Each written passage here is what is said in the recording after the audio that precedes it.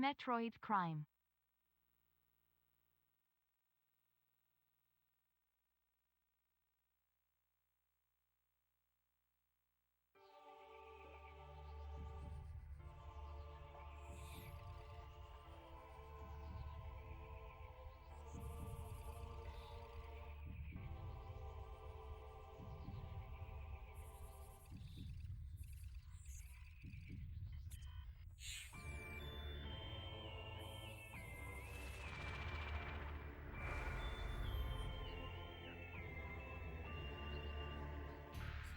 Thank you for that, by the way.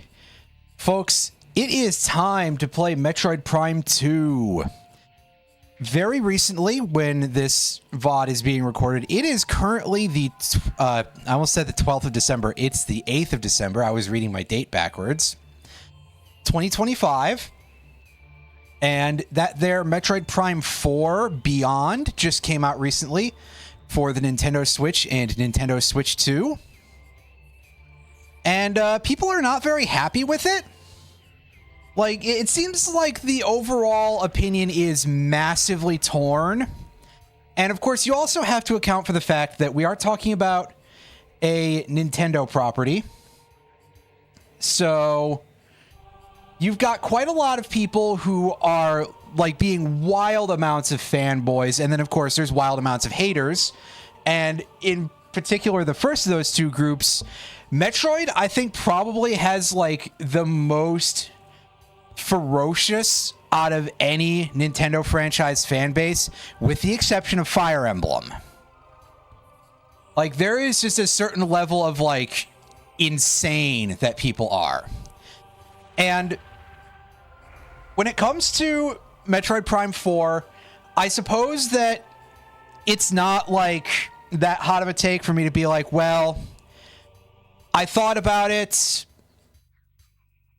I realized I wasn't going to have a Switch 2. And honestly, that I haven't played a Metroid game in a minute that I enjoyed that much. So, meh. But here's my, like, absolutely nuclear flame Hagedorn temperature kind of hot take here, is that Metroid hasn't been good for 20 years. Seriously, I played Dread, and what the fuck were you people trying to say thinking that game was good? All of you are on fucking crack. Okay, fine, I wouldn't go that far, but it is not a great game. In my IMO, it's not a great game. I'm sure that some people will disagree with me, and disagree with me quite vehemently.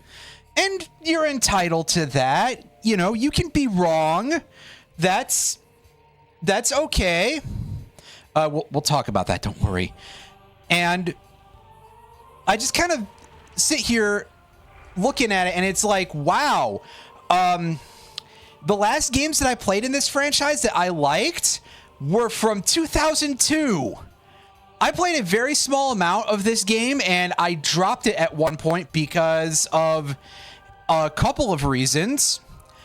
And I think that a large part of the like general associated fury over Metroid Prime 4 and people being so strongly reactive is that nobody on either side of things seems to have realized just how badly washed their goat is.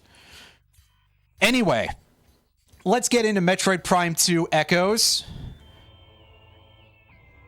I.e. side B of Metal. Wait, no, blah, blah, Pink Floyd jokes. Yes, I'm sure that these guys all listen to that kind of music. Anywho. But let's take a quick squiz here, and I may be able to actually get to see what my file looked like, because Jesus, I really played 5.5 hours. Well, I guess you can't say I didn't give this game a fair shake, even if I did only get 23%. Watched Goat is better than... I mean, you would think, but I don't know. The nomenclature is just kind of like, I guess the idea is supposed to be like, oh, washed up. But I mean, unfortunately, you are the ones abbreviating greatest of all time to GOAT. So I would prefer that my pet goat were recently bathed, but God knows I probably couldn't wash a goat. 8 days ago, contact with Galactic Federation. Oh, God, it's going too fast. My hands are off the controller, guys. Locate Federation troops and render assistance. Yes, that's something that my computer could use when I do video stuff.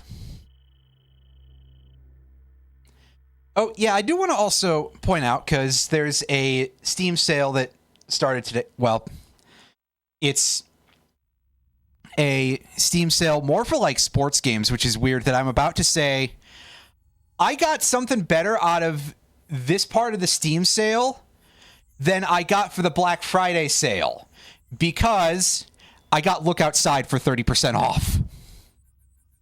Yeah, that Black Friday sale was dog shit. What are you doing, Valve? Oh, right, they're too busy not rechecking horses in order to allow it back on their marketplace.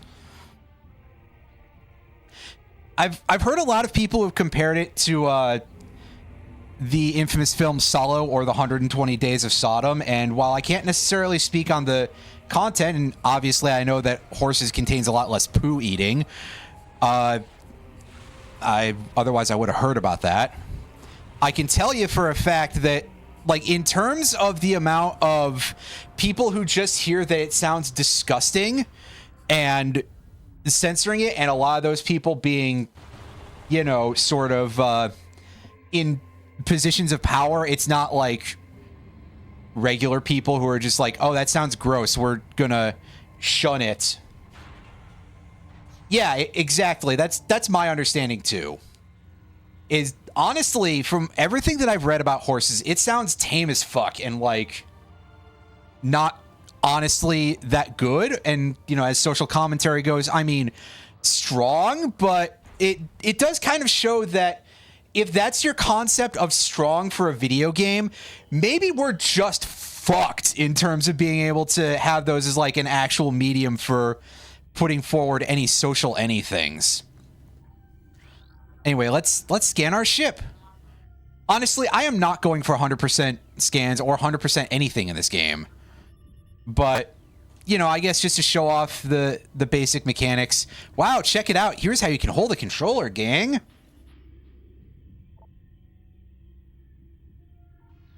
Usually you'd want to scan stuff to get information like this. Is just like, hey, yeah, look at this thing. It's full of acid. If you shoot it, it will explode.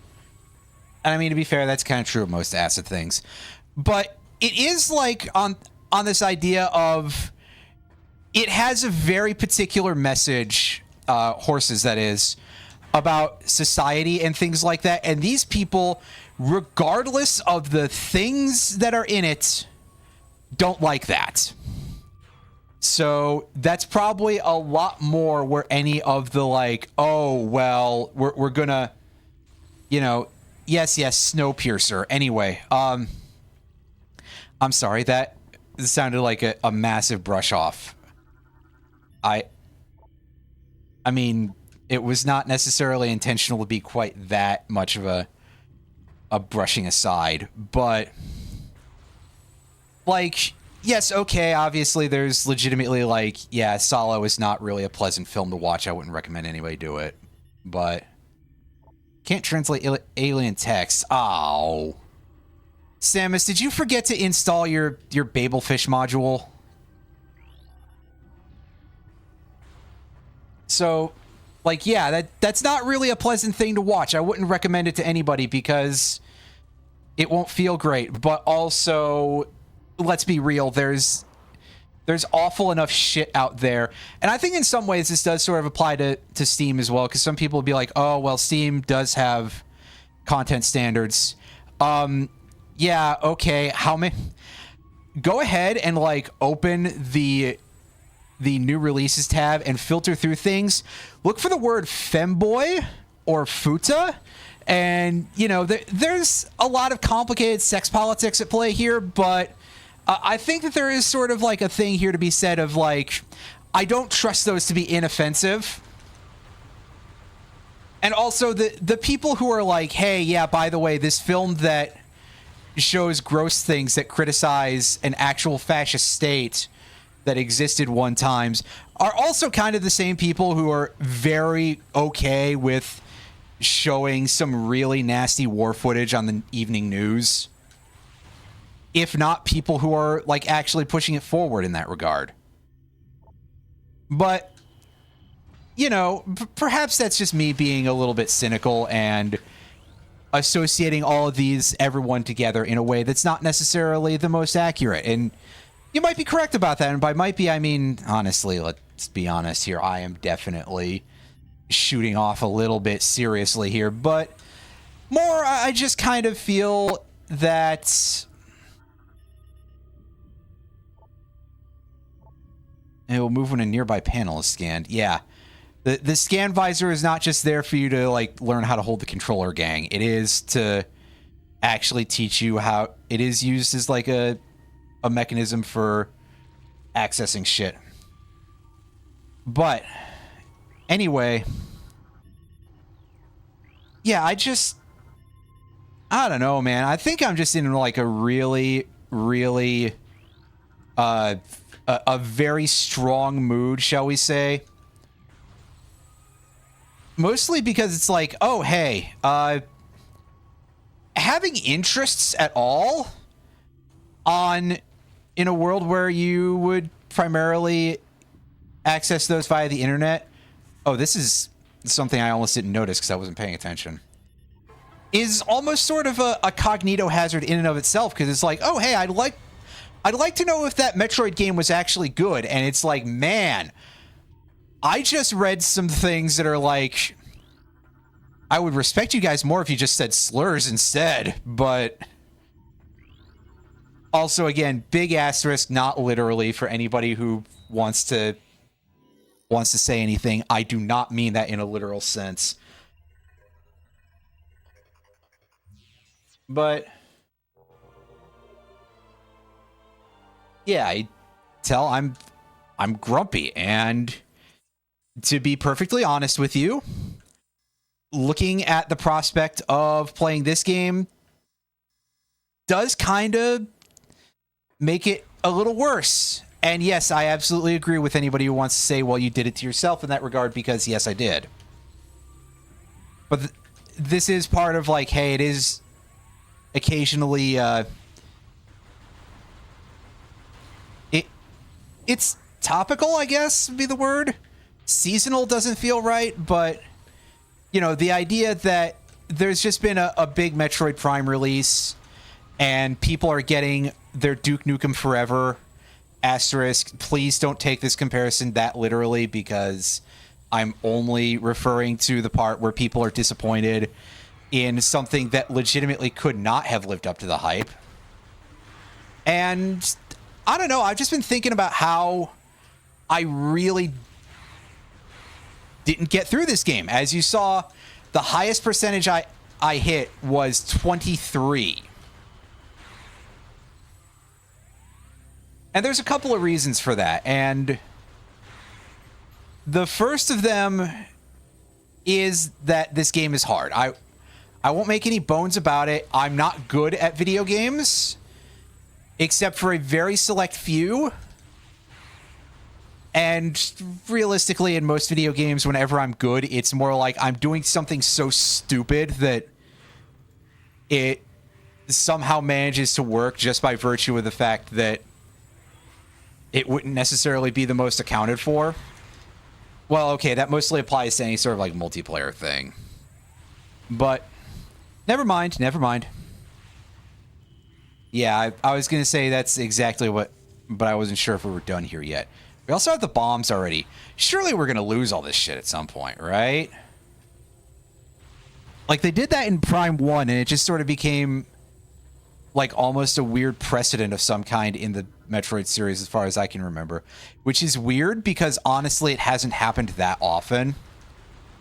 It's just that now it sort of feels like, oh, yes, this is the norm for Metroid, and yet, here we are, with it not being the norm for Metroid. Yeah, aside from the fact that this game is quite a bit more difficult, there is a whole large section of the game that does something that I kind of consider to be a bit of a no-go zone. And this is a point where I have to actually give praise to Dread, because it did do what I sort of consider to be the only actually good instance of this idea in the game. Now, there's a sequence in Metroid Other M, oh dear God, we're talking about Other M, where you are forced to run through a hot area without the Varia suit because your dickhead commander, Adam, whatever his last name is, I forget. Adam Adams or something, I don't know. Anyway, yeah, he doesn't approve the use of the Varia suit for Samus. So you have to go through this super hot area without your heat protection until like partway through. Oh, I see. I was looking in the wrong place. Adam Metroid, yes, there you go.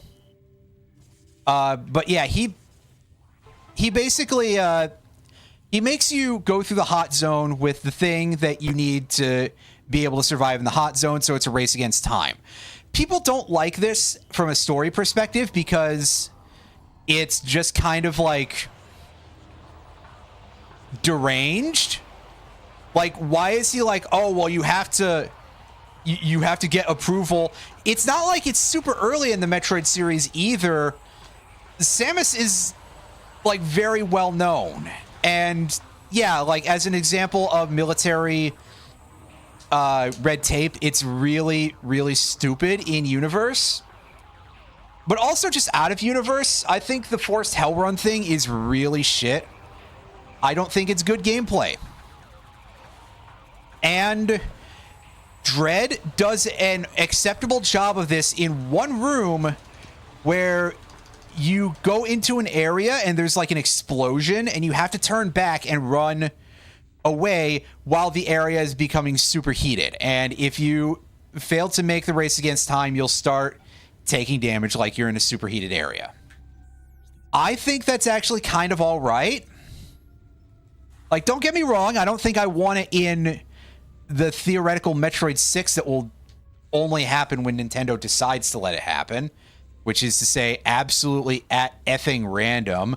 Listen, if they made a second Kirby Air Ride game, anything is possible regardless of sales numbers. And in fact, maybe the fact that Dread made 2 million plus sales, which is like one of the best selling in the franchise, maybe that'll be a hindrance. I don't know.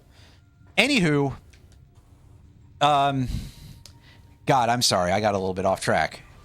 Mostly telling a joke. But where am I compared to... This is a weirdly shaped room. Am I supposed to... I think I have to do a scan, actually. Yeah, okay. Right. I already forgot because I was too busy ranting. What about this dead guy? So... I mean, yeah, I think that Dread did the only, like, enforced hell run that's actually good in the series. Now, a big point with Metroid Prime 2 is that this planet, Aether, or perhaps Ether, in fact, I would hazard that is usually pronounced Ether, but somebody will be like, actually, canonically, it's pronounced, and I just do not give a shit, actually. Voice acting in Metroid is like voice acting in Pokemon or voice acting in Zelda. What do you mean? That's not a thing. I defy you. I do not consider that to be legitimate. Anyway, hey, Retro. Some people will probably also be like, oh, well, I actually want those in. I want less voice acting in games, to be perfectly honest with you. I'd like to be able to imagine that myself. But I digress. So the planet Ether is split into two. There's the light side, which is what we're on, and then there's dark Ether, which is the same thing, but it's basically filled with purple death smoke that slowly drains your HP. So basically, being in dark Ether is kind of like being on enforced hell runs. like constantly. And even when you get the dark suit, which provides you with resistance to the purple grossness, you do not become immune to it. There is no true various suit equivalent for it. So, yeah, needless to say, I did not like that. Also, yes, it literally did just take me like 20 minutes in order to get through a whole spiel where I could explain my second big gripe out of 3 with this game. My third big gripe is the sheer amount of recycled assets and stuff that we see in various places. Like, you may not have gotten the best look at it per se in the attract mode there, but despite the fact that all the beams in this game have different names, they are basically just the same beams that you had in Prime 1, except now they have ammunition because fuck you. If I recall correctly, the light beam is basically the equivalent of the plasma beam. The dark beam is the equivalent of the ice beam. And the annihilator beam, which is your light and dark combination beam, is basically the wave beam. Yes, by the way, we're in our first instance of Dark Ether here, so expect my mood to absolutely tank. And while it's very clear that there's some original stuff, we just saw some of the Ing up there. Those are our big new monsters for things. We're also dealing with our major villain is Dark Samus, which is... I gotta give credit here. They did change the model and textures a good bit. In fact, this doesn't really look like the Dark Samus from Metroid Prime 1, if I recall correctly. I may have to play Prime 1 again sometime, like just vanilla, and get a 100% playthrough in order to be absolutely sure of that. But I believe that that's at least changed in a fairly significant way from Prime 1. What little of that Dark Samus you could see. But you've got that going on. And on the planet Ether, you have the native sapient species that you can meet, the Luminoth. The Luminoth are just the Chozo. The Luminoth are just the fucking Chozo. They're just fucking Chozo ghosts, dude. They're literally just a monster from Metroid Prime 1. Oh, yeah, see, we just lost a bunch of our crap. Chozo sounds like an insult. Wow, okay. I mean, a little bit, but... Oh, no, not my boost ball. Oh, no, not my power bombs. I wouldn't be allowed to have more than, like, 2 of those anyway. On the other hand, I do still get to be able to turn into a ball and use my charge beam, which is monstrously helpful. Anyway, you got anything to tell me about this? Gate will not move from current position. So we're up shit creek then. Good thing I immediately started blasting because I found the hole like instantly. What's the lore explanation for being able to turn into a ball? So from a like biological perspective, I am not exactly sure how Samus is able to like stay curled in that position, especially because the ball is rather tiny. Like, I think in one game it was canonically stated that the ball has a diameter of 1 meter, and I call bullshit on that. If I recall correctly, Samus canonically has a height of like 6 foot something. She is a tall. She's like basketball player height. And you look at that versus how big you see the power suit unfold out to. That is not a 1 meter diameter ball. That is not that small. So like her bones have got to be doing something fucked. But like biologically, I don't know. As for why it's a thing that you can do technologically, they don't go into great depth about it, but I guess it's just like, hey, it's just a power suit module that exists. Yeah, about 2 feet. So I'm like 5'10". If I tried to curl into a ball that was roughly a 2 foot diameter, I'm pretty sure I would fucking die. And not just because I'm fat and out of shape. Just by virtue of the fact that, like, that's very small. You understand? So there's basically there's some sort of shenanigan going on here that is let's just say that Metroid is not the hardest science fiction the world has ever seen. This is like, if games were books, this would be the sort of thing that would have a cover by, like, well, okay, I was going to say it would have, like, a cover art by, like, Richard Clifton Day or Michael Whalen or somebody like that. But even, like, hardcore sci-fi had the same kind of artist for a lot of that shit. So, yeah, they explain it by not explaining it. They're just kind of like, honestly, this is a legacy series. You didn't care back then. If you care now, we'd be fucking shocked. There are a select few abilities that are, like, vaguely-ish explained throughout various parts of the Metroid series. But I can't really take any of the actual technical explanation as being like anybody has ever cracked open a textbook. Because while there's very much a distinct possibility for multiple materials to have the same name, for example, one thing that I recognize is that in Metroid Prime 1, the material that walls off things that require the super missile to destroy, which you would think, therefore, very high yield explosives required. This has got to be hard as shit. The mineral is called cordite. And okay, why do you care about something that has a real world name? For those of you who are unfamiliar, cordite is a thing used as a propellant for firearms. So probably not exactly like hard as steel, right?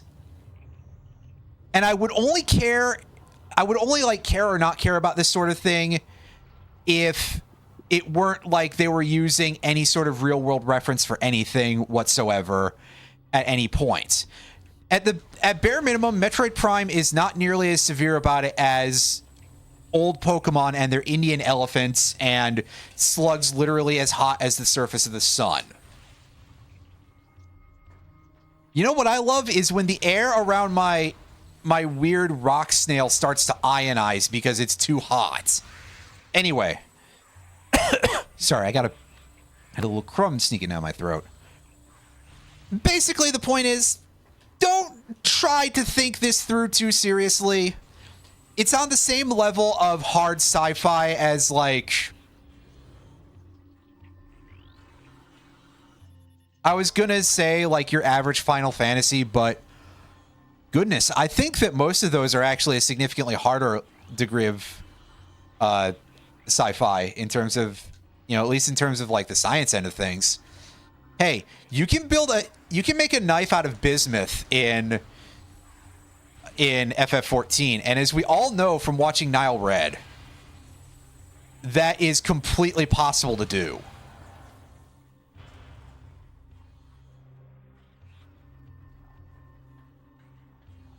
I seriously hope that, like, everybody in my chat has seen that video, because otherwise that's going to seem like a really stupid non sequitur. But for those of you who are unfamiliar, the video that I'm referring to here is it was on his side channel Nile Blue, but Nile Red, who is a probably the chemistry YouTuber out of, like, all of them, gotta be the most popular. It's a video on his side channel Nile Blue where he's basically referring to this other video creator, Kiwami Japan, I believe was the username that the guy was going by, who is like a bladesmith, and he made a knife out of bismuth, and then he destroyed it at the end of the video because, well, material recycling, I believe. And Nigel, i.e. Nile Red, was just like, well,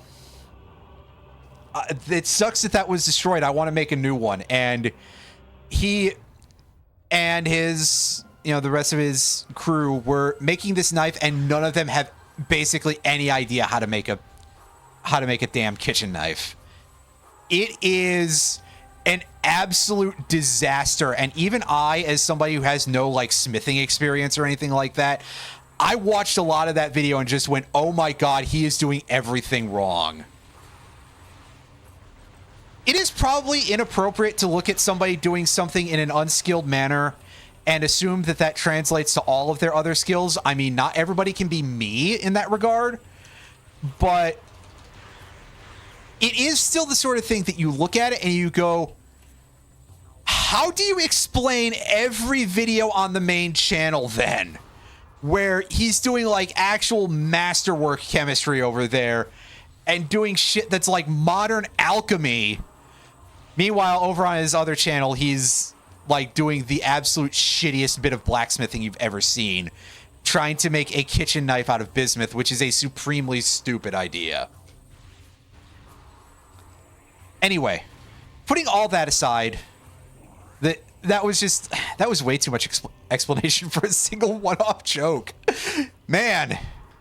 Anyway, I'm sure we can't interface with this weird alien door here, because we don't speak of whatever species these fellas are. But what we can do is we can mess with this crane and stuff my 14 knife with the bismuth knives until you can't see it anymore. Block all other mails being received until I log in again 10 years from now. Oh my God. You would do that, wouldn't you? And then I'll log in and I'll just be like, wow, what am I supposed to do with these? They still haven't implemented throw for rogues yet, so... I mean, that's only half true. You do have a range attack as rogue/ninja, but I'm talking like the idea of throw as it exists in the greater Final Fantasy series. Which, that would be like a really strange thing to have in that game, I think. I think it would be too disruptive of a balance. But on the other hand, the idea of having somebody who's just like, okay, I smithed like 1,000,000 of the best sword, and now I'm going to go into a raid and I'm going to completely cheese it, is actually kind of funny. And as someone who hasn't been very positive about the game design of 14 lately, there's part of me that just wants to start saying the word deserved really loudly over it. And to be honest with you, that's quite mean. I mean, listen, getting into things in 14 nowadays without a pre-prepared party is getting a little rough, so maybe I shouldn't be that rude about it.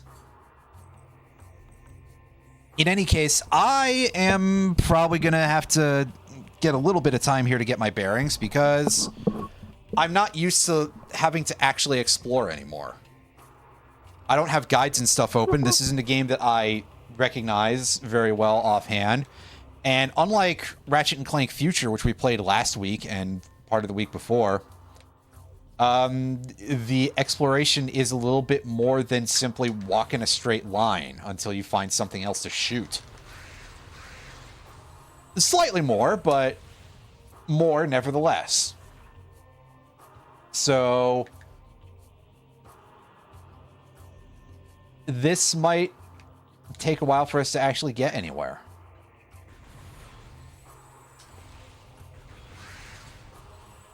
Also, I just want to ask if any of you are impressed that I made my complaints about anyone, any of the earlier stuff without saying the word slop. Because I like had almost an entire rant prepared, and a lot of it did involve accusing people of being like massive fans of slop, and I'm not. The question is the question's a bit of a joke. It's not completely serious, because like I'm not that hungry for validation, but also people do just kind of use slop a little bit too readily nowadays. I won't really disagree with that sentiment that some folks have had. I think it's an entirely fair statement to be like, yeah, people say slop too readily and don't save it for things that are actual slop.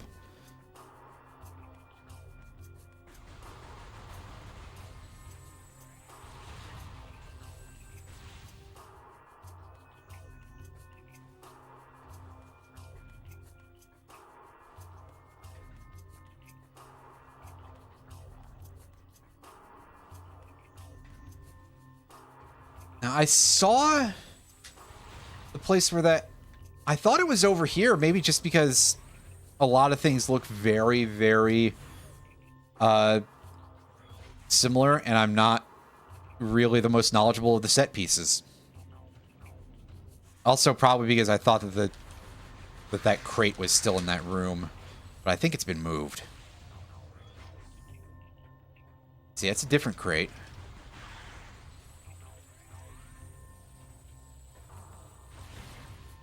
Actually, why don't you tell me what I need to open this? Okay, so I need missiles to go there. That makes sense. That's kind of what I suspected, but I wasn't really sure.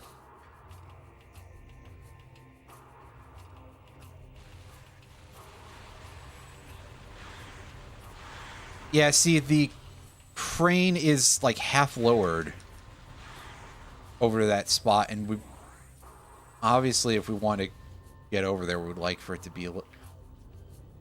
Oh, yeah, just shoot it. Reminds me of that one thing in Ratchet and Clank that I did recently where I was just like thinking about that as an idea, but I was like, that's too stupid. And it turns out that actually it's because I just forgot.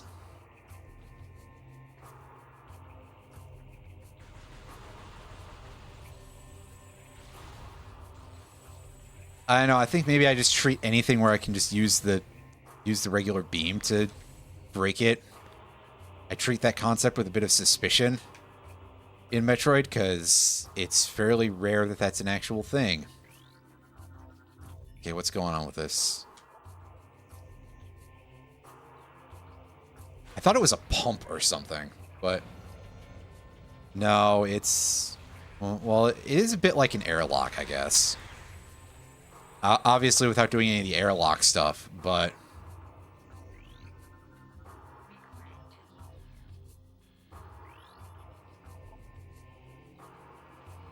Okay, so it doesn't immediately toggle, which is...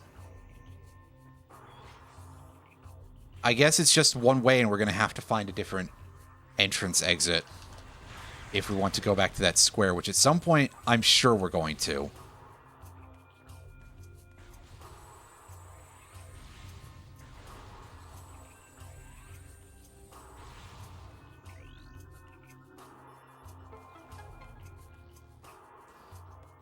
I saw comm system activated. Are we sure that we want to do this?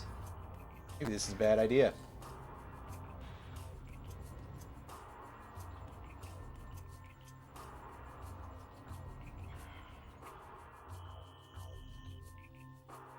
Oh, boo earns. Atmospheric interference. I mean, I guess, yeah, that's what that purple stuff certainly looks like, but... What a terrible explanation. Are you telling me this thing can't pierce through purple weather? What bullshit, man. Now we got dark troopers. Those are not at all like the type of troopers that we get in Prime 1, so I'm glad for that, but hey, zombies in a Metroid game. Who could have imagined? Parentheses, anybody who played Metroid Fusion. But I digress. Oh, that thing's gonna turn on me next. Yeah, I've been doing that game, don't worry. Actually, do you have more info? Yeah, it's just say if you want to open it, you gotta go the other way. I almost didn't notice the hole, or for that matter, didn't even realize that it was large enough for us to go through. Yes, you can make the jokes. for yourself, because they're very, very easy.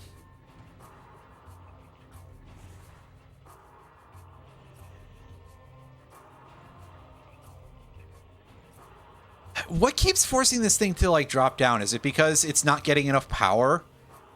Why would it operate like that if it wasn't getting enough power? That's... Maybe it requires the, like, whatever mechanism is operating it to, like, stay holding it in some way.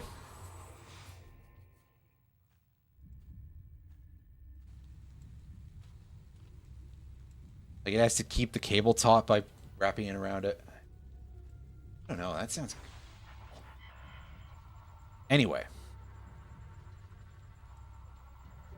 Not like after my previous rant, we should be surprised by goofy things, I guess, but... We got some story happening, apparently. This is far and away more story than you get in, like, every other Metroid game up to this point, except for Metroid Fusion. Outside of, like, using the scanner in Prime 1. Which is a special instance, really. Because what I'm saying is that very few of the others really, like, sit you down into cutscenes or anything. You have to glean it from the environment and stuff going on, basically.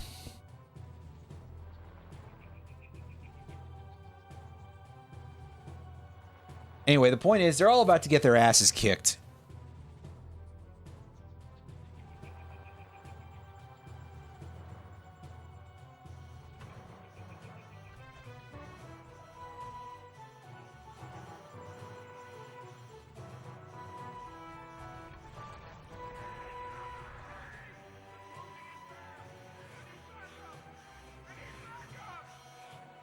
Oh, wow, that's almost voice acting. That's kind of messed up, actually.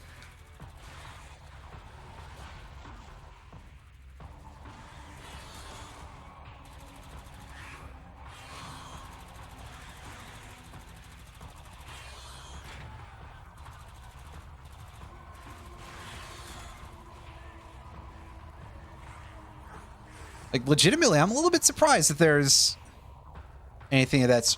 Well, it's not like it doesn't exist elsewhere in the series. It's just that this is the first time we've seen it. There have been a couple of other instances of voice clips previously, and I'm not just talking about the noises that Samus makes in Prime 1 when she gets hurt. But there was a tiny bit of sampled speech narration in Super Metroid, of course. And then after that, we do have the wild amount of voice acting in Other M, which isn't the only reason why that game is bad, but I'll tell you what, that doesn't help. And Metroid Dread has extremely little voice acting, if I recall correctly. Comparatively, I actually realized I did forget something from that, and it was basically the entirety of the mission control narrating to you. I would say Adam, but it oh, whatever, spoiler alert for Metroid Dread, it's not Adam. Or at least it's not after a point. It turns out to be the final boss, Ravenbeak, who is pretending that he's Adam, whatever the guy's name is, at least past a certain point. But other than that, I'm pretty sure that none of the voice acting is actually in English. It's actually like in the Chozo language, which that part is interesting. You know, big ups to them for actually putting together a constructed language or part of one. I think that's kind of cool.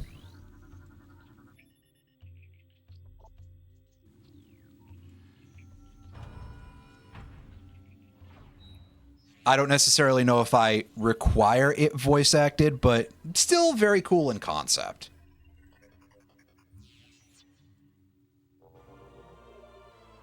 But otherwise, yeah, I mean, again, my feelings are still that I don't feel that I require voice acting that much in video games. Sometimes if you get somebody who does like a really good job of it, then absolutely. Oh, hey, am I supposed to have that this early? That felt so unceremonious, but okay, yeah, the fact that we're getting dank troopers now, or no, they're not even dark troopers. It's just ing. They didn't pick up any of the corpses, and you know, this didn't turn into Metroid zombies yet. You know, if somebody does a really good job of voice acting, like in a Valve game, then yeah, that's cool. Listen, I'll complain about the things that Valve has done to video gaming and the various peccadillos and issues regarding Steam as a platform with a fair bit of frequency, but I will also admit that, yes, Valve is actually very good at game dev. Even for the games that are just them taking other people's concepts and doing them themselves, basically just with a 2 attached to it. In fact, I'm pretty sure that Valve's biggest games of all time, at least in terms of like earning and number of people who have played, I'm pretty sure that they didn't develop any of those concepts themselves. Right? Because Team Fortress 2 is based off of a thing that was developed as like I think it was a Half-Life multiplayer mod that somebody did. Dota 2, of course, Defense of the Ancients, is rather infamously a Warcraft 3 thing.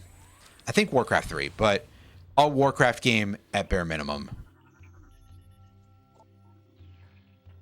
And oh. Recommend use of high yield explosives. Well, that, I guess missile is probably sort of not high yield enough. Yeah, so Dota 2, obviously that's like, honestly, for a very long time, Dota 2 didn't really have original content. It basically was just like, okay, it's running on Valve's engine and their assets, but up until like almost version 7.00, I'm pretty sure it was all just the updates from Dota 1, right up until they introduced Monkey King. You know, correct me if I'm wrong, but I believe that to be the case. And Portal 1 and 2. Portal 1 and 2 were originally a concept developed as Narbacular Drop by a college student, or a group of college students, anyway. And they basically saw that and were like, that's a cool idea. And like the name of it got into an achievement for Portal 2, but I don't know if they were ever thanked anywhere elsewise. So yeah, basically what I'm saying is that not all of their games were quite as their own thing as Half-Life. But that's fine. It's not even necessarily a bad thing. It's if someone is able to do a concept better, then by all means, why not let them have a shot? And in this case, Valve made very, very good games.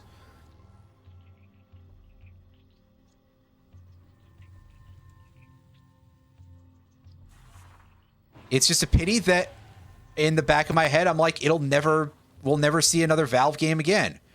Oh God, I fell off because I wasn't sure where I was supposed to go, and then momentum happened.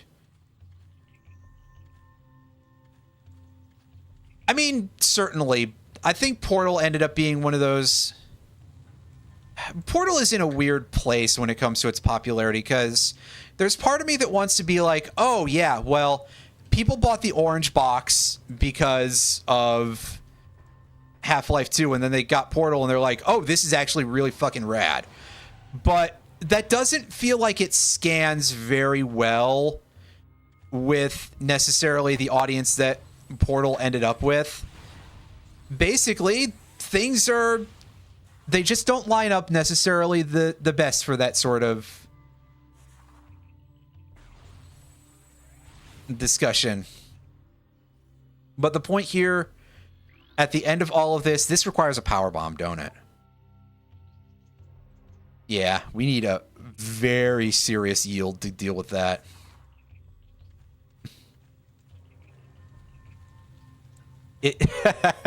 Yeah, good one. Basically, I do kind of think, I guess what I'm trying to say here is that saying characters/story for Portal feels like a slight stretch, but also effectively not wrong. You call it characters and story.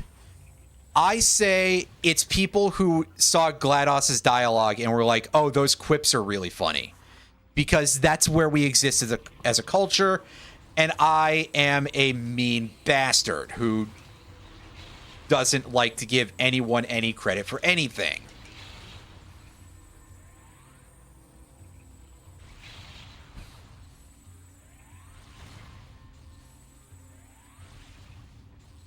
But also, yeah, speaking of gambling meta, Counter-Strike Global Offensive, that's another example, really, of Valve taking something that was somebody else's and turning it into a full game that they profiteer off of.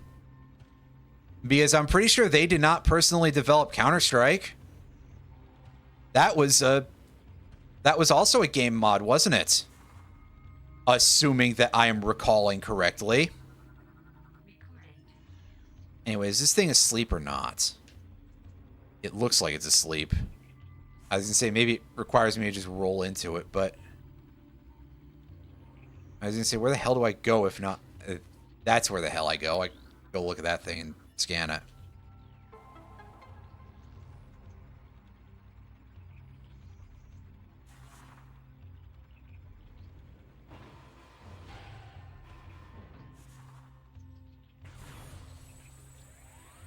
Yeah, it's like... It sounds fine, and then you remember that people kind of suck.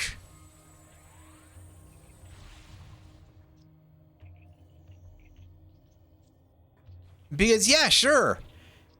Gabe Newell sounds great on a lot of this stuff where it's like, hey, yeah, Steam enables people to gain access to all kinds of independent games, and, you know, he made what honestly are improved versions of a lot of these games for like TF2 and stuff like that. Sure. And then you remember Gabe Newell is a literal multi-billionaire who lives on a boat. And you remember all of the various controversies that could be had about Steam and the fact that Steam is honestly kind of a de facto monopoly. Even in a world where we have plenty of other online platforms for games, like... Even Epic can't compete with Steam in that regard. Granted, it's also maybe it's going to keep getting worse because Tim Sweeney is out here like, oh, well, asking game developers to disclose their AI usage is like asking them to disclose what shampoo they used. And in the back of my head, I'm just like, bruh. If I was a game dev, I would absolutely just be like, hey, here's my brand of shampoo just to shut that motherfucker up. All right? Like, oh, you think that's crazy? Well, here, I'm going to actually do it. Fuck you. Disclose the usage of AI and things like that in your... Oh, yeah, apparently, by the way... I'm not sure if I'm supposed to, like, keep doing this or not, but, I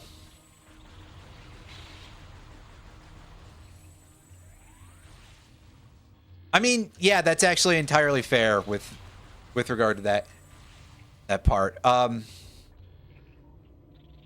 See, I feel like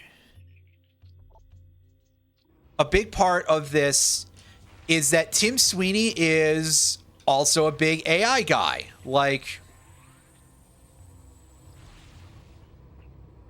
he's definitely into this shit and all the crypto and NFT stuff.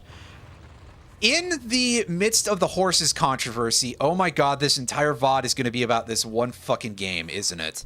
God damn it, streamers, shut the fuck up and talk about Meat Rod.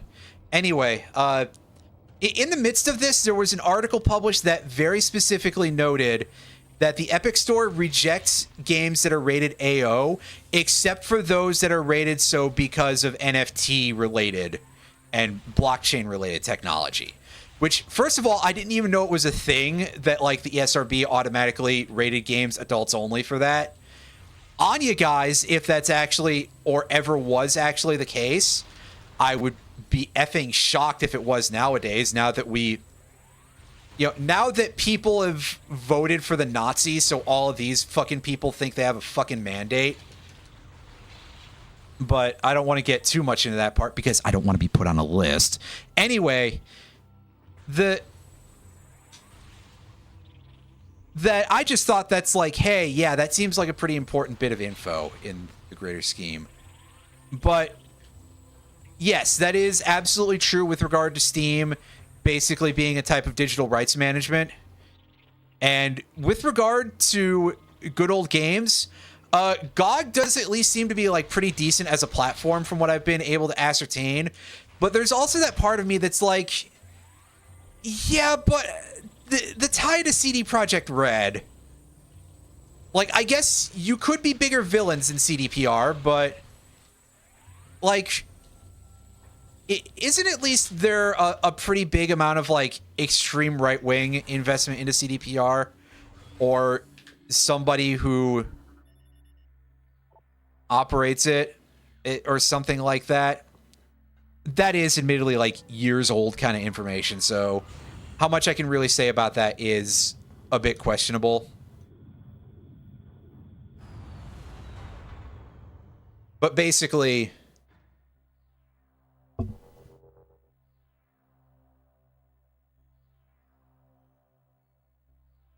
well, the thing that I'm saying is that, like, how much money do they get from any of this? Which I guess would have to be like fuller information, and if that's not information that's available, then I mean, the lack of transparency makes me sad, I guess. But of course, you also don't really have great transparency about anything in the games industry. Like, I only learned very recently that the cut that Steam takes is 30%. And I suspect that that's probably a thing that's actually like available somewhere for you to find out from Valve themselves, but I mean, we're also kind of in a position here where we're talking about Valve being in a bit of a not good position when it comes to being very transparent about certain issues. I mean, again, this game, they're not really being the most upfront about what their issue is. But I think that's just a thing in the industry in general.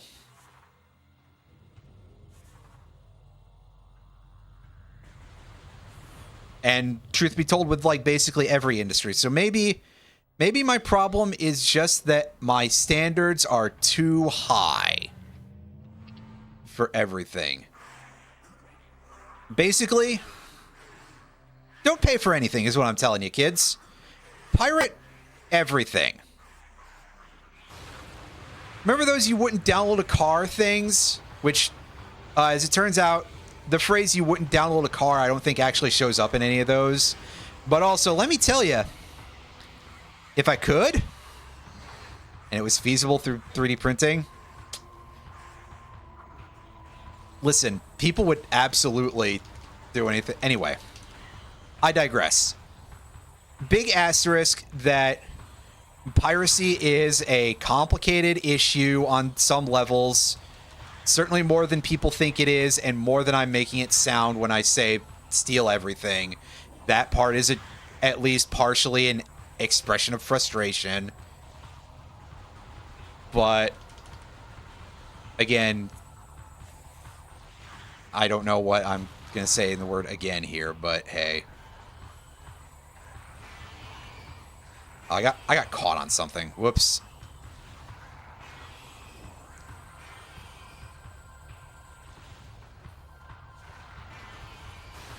Oh.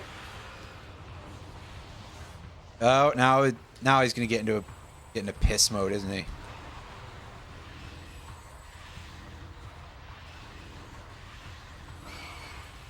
The Dark Alpha Splinter. I guess this is our first boss.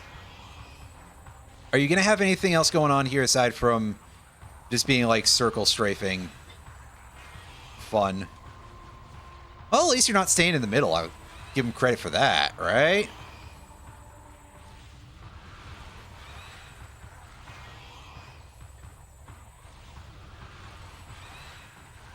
I suppose truly the ultimate point here is that no corporation is ever going to be your friend. And while some of them are less trash than others, ultimately they are still all corporate and they are all going to act accordingly. So folks, keep that in mind if I ever say anything about anyone being good at anything, that it does come with some level of take that statement under advisement.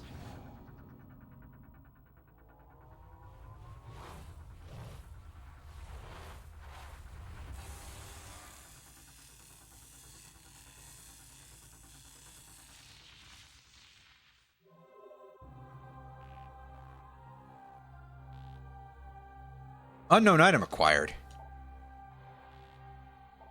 Samus, come on. You've played so many of these games. Do you not know every single item that exists in the world of Metroid? What the hell?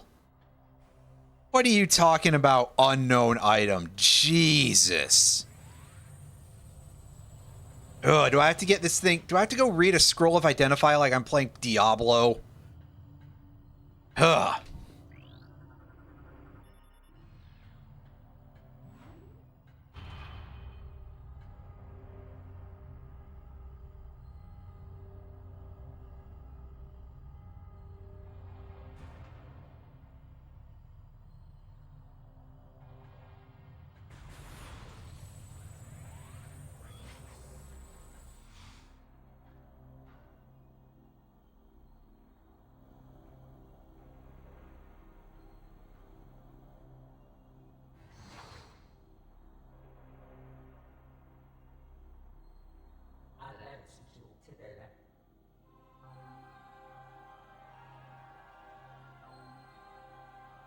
Yep, that's just a Chozo. I mean, I think there's slight tweaks that have been made to the model, but honestly, and from a story perspective, it gets to be even more so because it's like, oh yeah, by the way, all of this technology is just the same as power suit technology.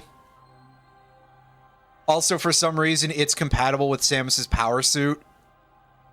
That's a hell of a coincidence.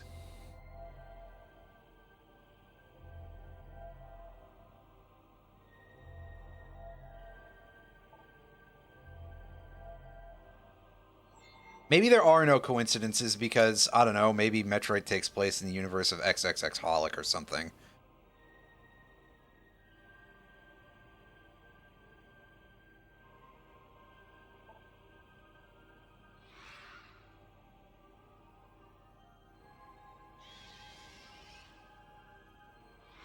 The thing is, an ugly bastard. Maybe I'd be evil if I was that ugly looking.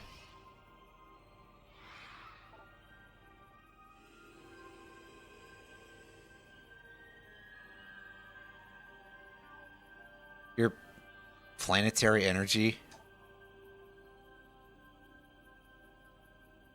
Okay, never mind. That's the silliest part of it, honestly.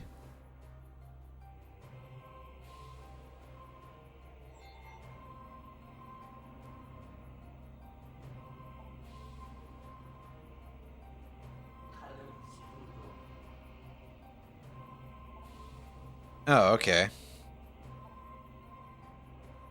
Well, you've definitely just sort of bumbled into some random shit again, haven't you, Samus?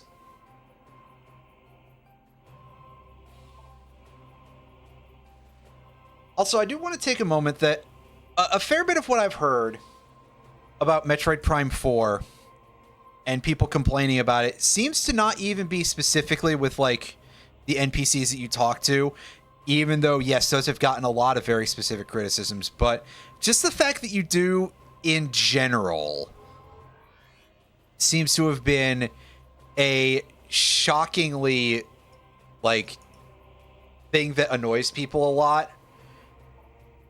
Which is weird because this game is over 20 years old and look at how much time we've spent talking to this dude. To this, like they're trying real hard to make this ghost bird look like a bug dude. But honestly, it's at bare minimum like so much the same skeleton and they've just replaced the head. Great work, you guys. Use guises.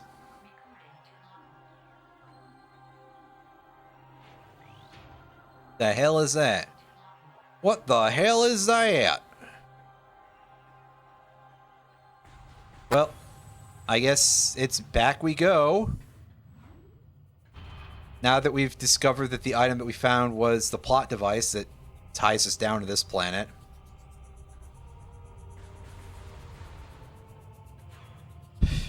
Let's go and make our daring escape.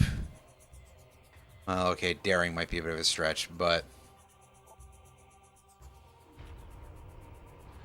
we can go to the Agon region now. Agon? Agon? Is it supposed to be like Agon, like part of agony? What's your deal? Light flyers.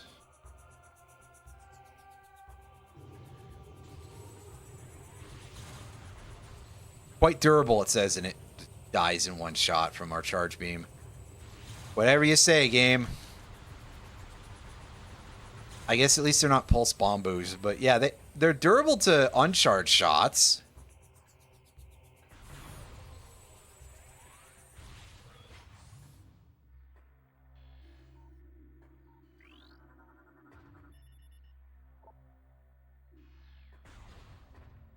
I like how the elevator doesn't tell us where we go. I would assume the only place you get that information is from opening the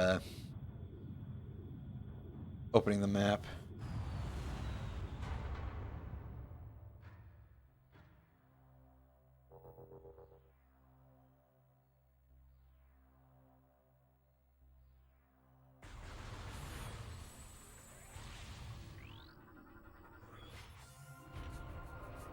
Oh yeah, hey, do you want an extra door in front of here?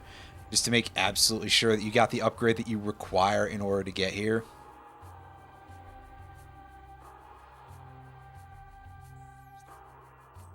Oh wait, no, well, I mean, for a start, yes, but also this... Is this...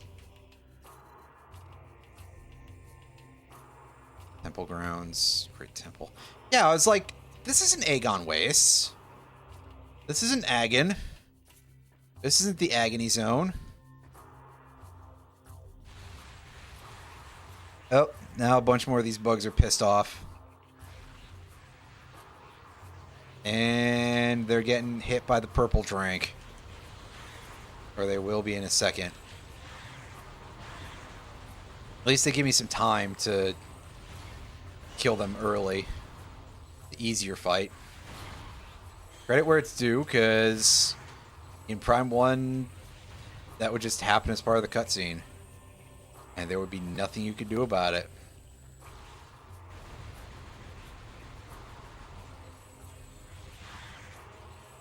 As I say, I do wish they'd give me some more missiles, though.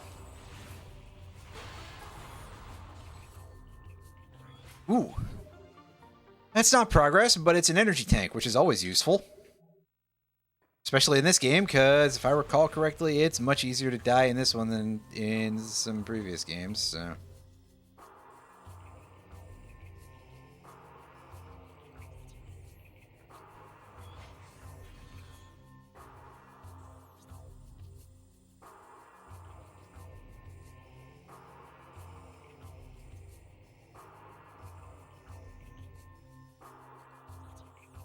See, there's plenty of stuff in this area.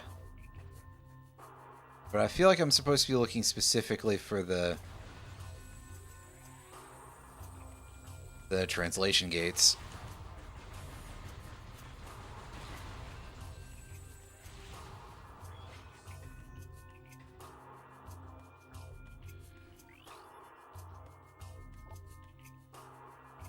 Denzium. So that... I recall that Denzium is this game's power bomb item.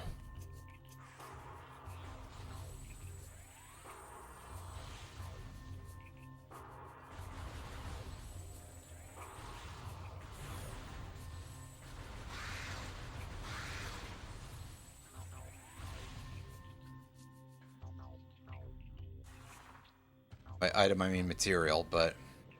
Oops. You could imagine, I don't know how words work.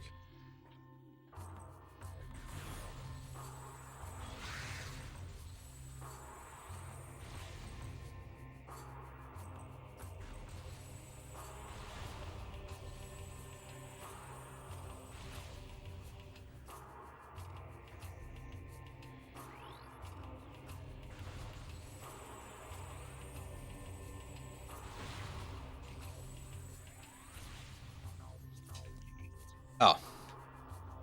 Here we go. I didn't realize it was this close. I thought I had to go back much further.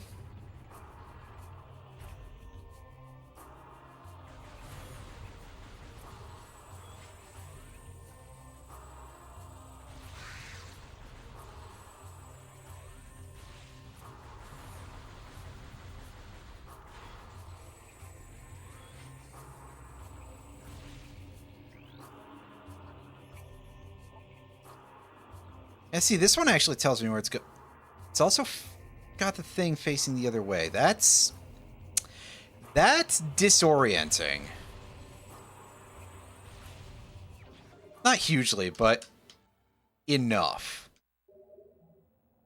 I'm glad I spotted that thing, because those extra 5 missiles are definitely going to be good.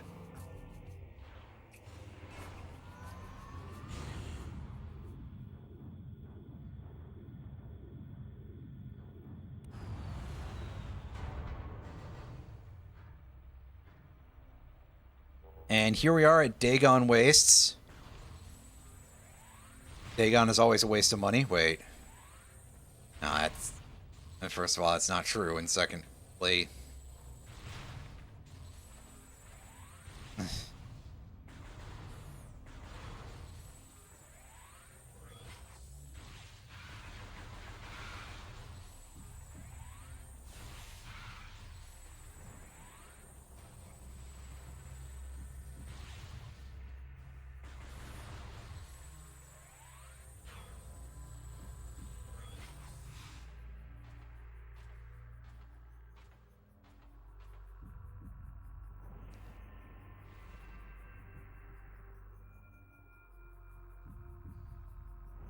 Huh, well that's an interesting looking object.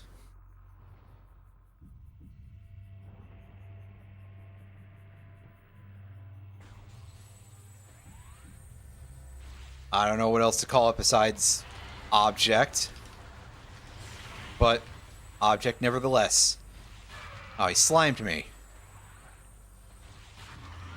I gotta get both ends of it. Well, give him credit, at least the enemies are kind of different.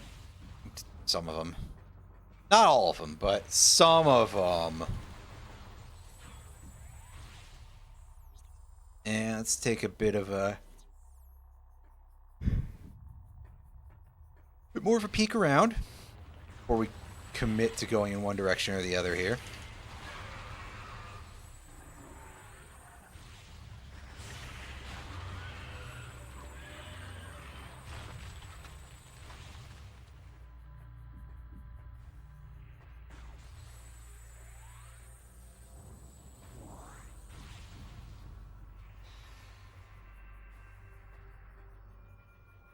We can't go this way. It's a higher tier of translation. We don't speak enough bug Chozo. Apparently.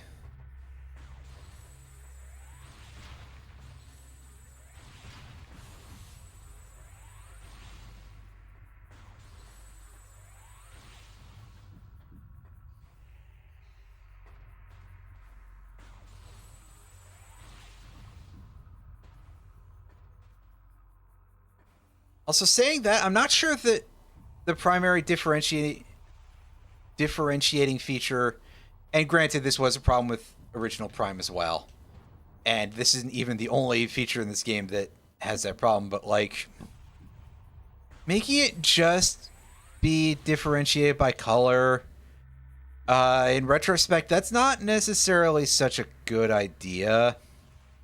Also, haha, yes, retrospect, because Retro Studios. Very funny. It's just a word. Come on, guys. Anyway, back we go. There's a save point here immediately, which is good.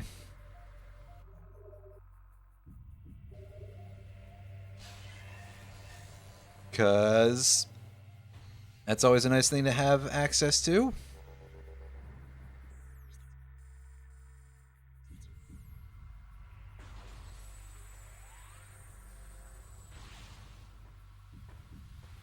Oh, I think this is one way, perhaps.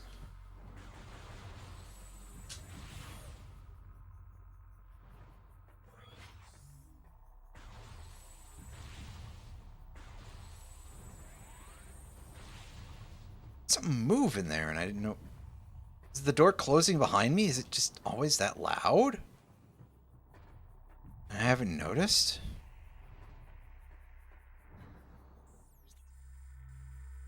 I guess it kind of makes sense because you think about, like, Super Metroid, and the doors in that game do have a lot of sound for closing, so...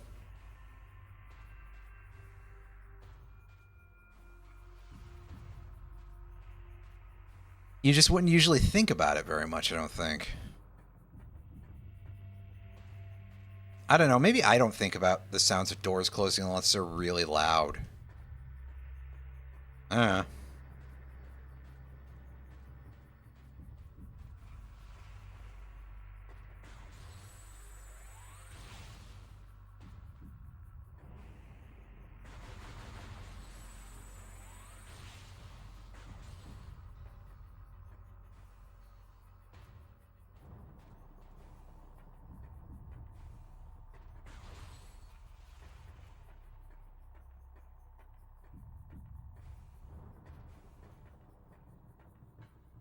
Oh. Well, helpfully it showed me a targeting point there.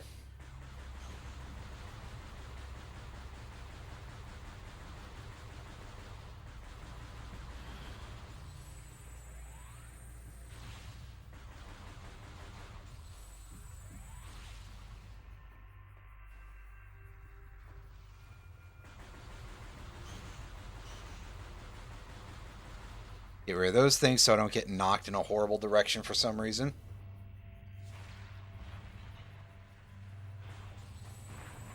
I know something like that'll happen.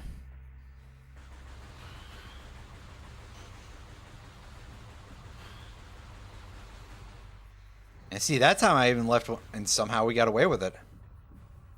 I wouldn't have expected the game to allow me to leave a thing and let me get away with it, because usually this game is rude. Well, most games are kind of rude, I guess. Is more what it is, because speaking on this one in particular, I can only do so much.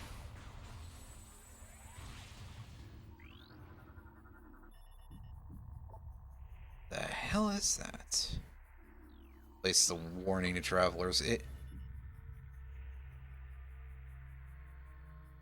Solar lens used part of a sonic security system, huh?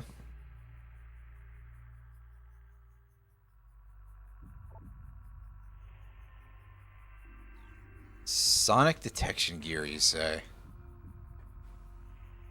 Well, I'm pretty sure that we can just, like, do that by listening very carefully for wherever we hear Sega. Oh, sorry.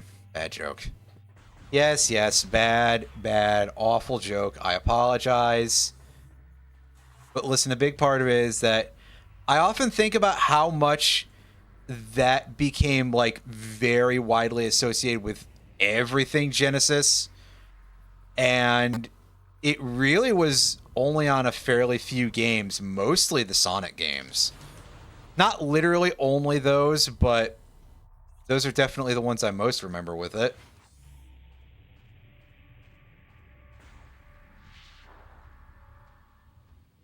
Maybe it was in the commercials, but I don't remember any. I don't remember any Sega Genesis advertising. I was kind of young to have good memories of advertisements. Also, yeah, here's this musical piece is maybe fairly. It's a remix of the Pirate Encounter theme from Prime 1.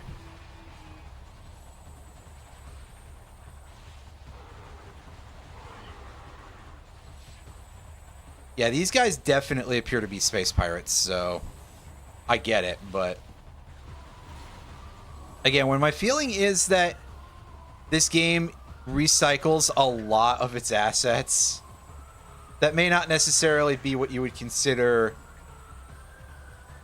a, you know, good design choice, right?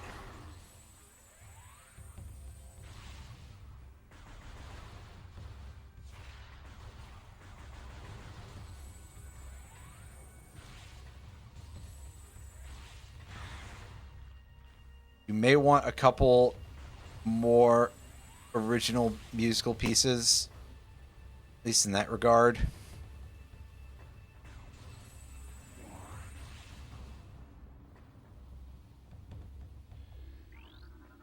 What's up with you, weird statue of Oak, child hero of Aegon? Yeah, okay, it's... I thought you were going to tell me something about it being part of a puzzle.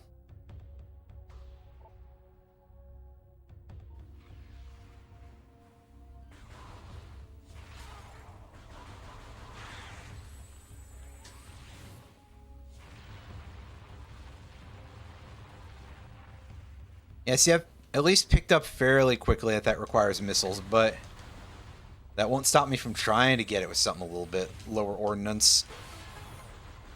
Just to make absolutely sure.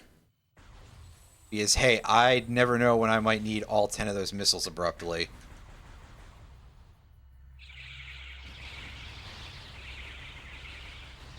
Oh, hey, they literally just make the shriek bat noises from Prime 1. I probably shouldn't keep doing that, but... Bad habit. Awful habit. Terrible habit. Big fucking problem of a habit.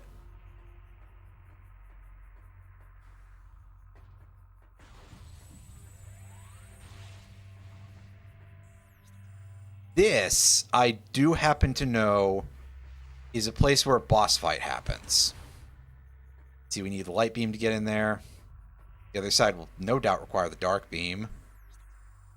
Going down the middle is going to require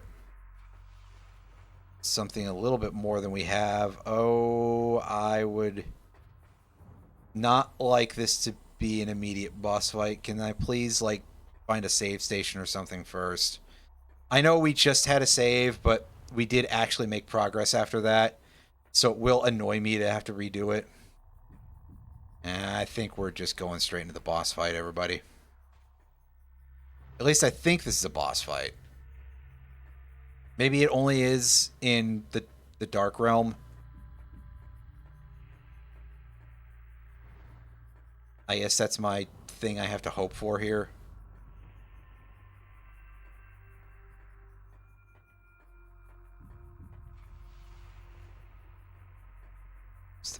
Where's the bridges? I know there's a... Am I just stupid? Yes, don't answer that. I already know. But... yeah, okay, I guess I am just stupid. It's not actually a real bridge. Alright, yeah, here we go.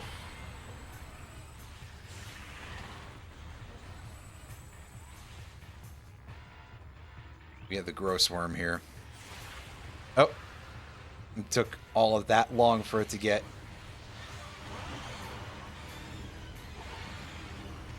grabbed. Oh, that's some pretty hardy Dark Zone here. The Bomb Guardian.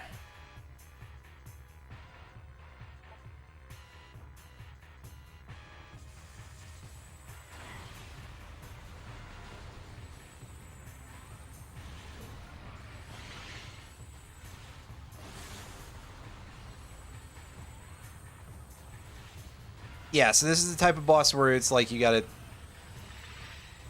honestly, probably just wait for it to start glowing in the mouth.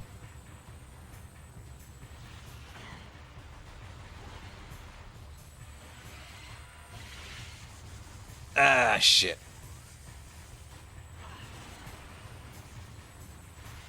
Wow, you got in real close there, didn't you, buddy?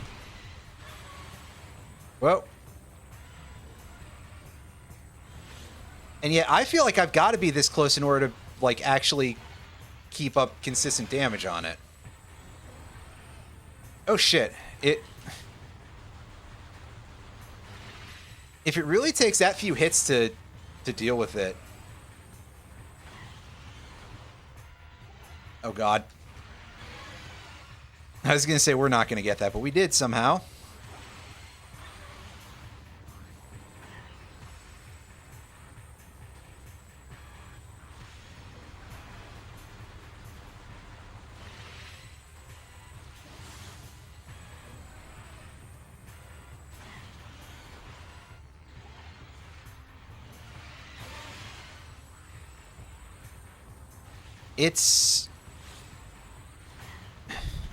This feels like a very odd number of hits just in general to deplete its HP. Oh, is that like 7 missiles? And I'm pretty sure one or two of them missed, but after the first hit did like the first 2 did half of its health bar, and then the rest of it was so like up and down in terms of effectiveness. That was odd. But hey, not the worst fight. Just kind of a little on the high risk side. I would definitely advise get that energy tank. I definitely feel like I died to that guy once like the first time I tried to play this. And I got very annoyed about it. But I don't know for sure. Oh, hey. Wrong button. You break open with a bomb? Yes. Kind of would have to at that point, right? Well. You see. You would certainly think that, and yet here we sometimes may be. Okay, yeah, it's a bomb socket. It's a mechanic that we recognize from Metroid Prime 1.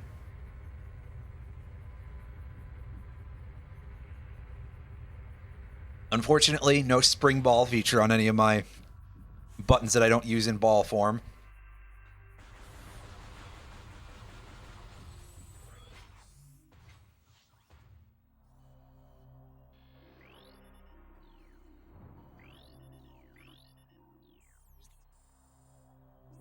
Oh no, we're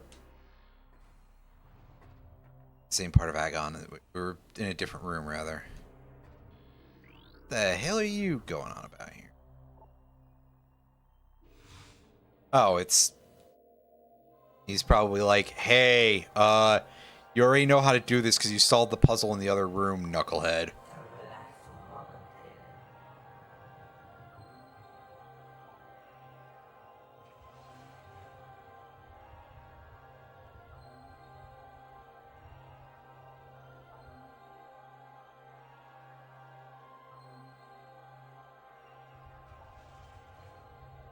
Oh, gross. God, please give me a save point near the start of that at least.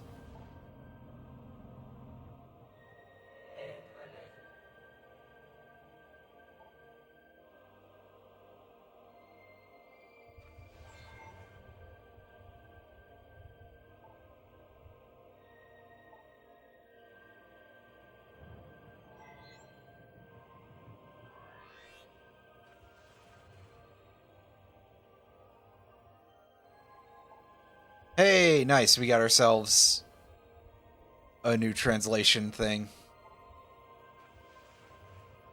So that's good. I guess that if we hadn't done that, that would be a bit of a problem. Oh, we got our health back. I wish you would let me save, but okay. Where's the save point from here? How far is it? Is this going to be annoying to do? The answer is, honestly, not necessarily that much, but I am going to backtrack and save, and I'm sure that that's kind of like an irritating idea.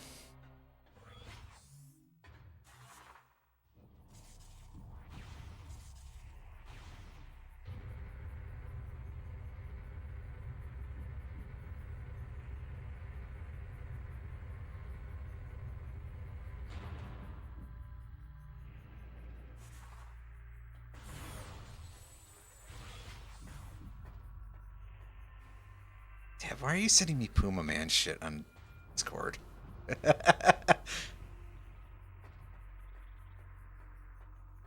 God. Oh, Puma Man, that's a thing that exists. Why isn't it? That's a good question, actually, but I mean, man. And yeah, that sound really is just the door closing that loudly. Man. Samus, you need to learn how to sneak around places better. Come on.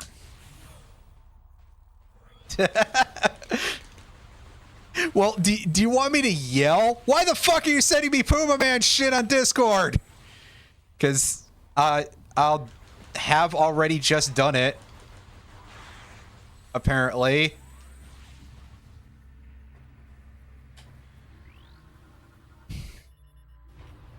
Oh, we're getting pulled away.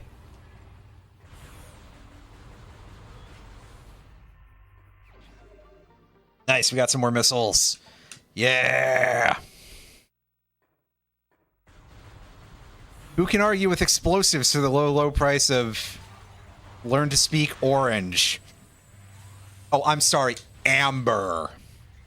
Yeah, bullshit, it's orange.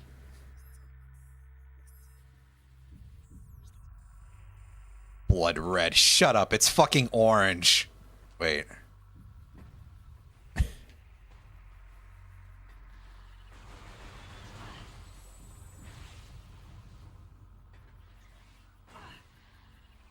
Where's the place I'm supposed to go to get back to the save?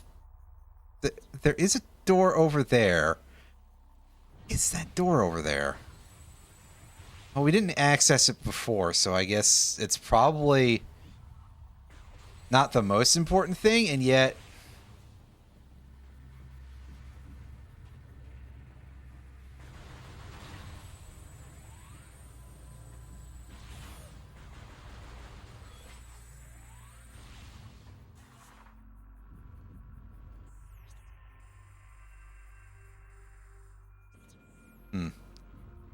It's got an orb device here. Orb.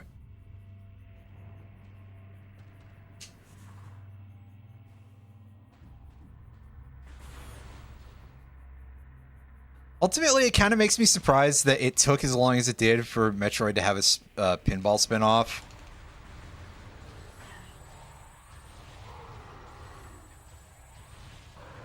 Like, how did that not be a thing until, like, the release of the DS? Come on. There should have been, like, Metroid Pinball for the SNES or something, or at least the 64. Right?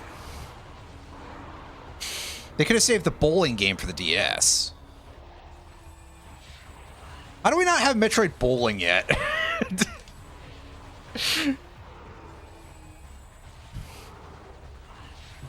Who rolls Samus down the bowling lanes in Metroid Bowling, then? Metroid Spinball? Oh, God.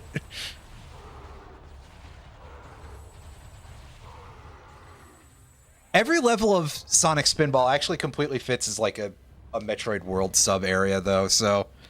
You have a good point.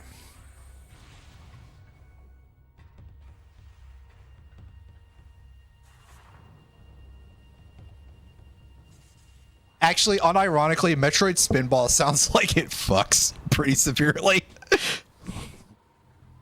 Like, okay, you've got like the regular gameplay of walk around the area, get your stuff, you know, shoot aliens a little bit. But in order to actually do any real platforming, it's all just pinball stuff.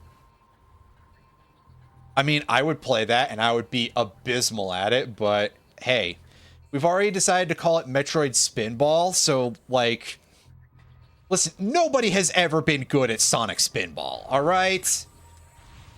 I'm completely right about this, and if you tell me I'm not, you're wrong. Shut up. Oh, but speedrunners, that's nonsense. You're imagining the existence of Sonic Spinball speedrunners. You're hallucinating it because of whatever chemicals they put in the water to turn the frogs gay. All right? You're just imagining it. I'm sorry. I'm being an idiot again. But what else is new?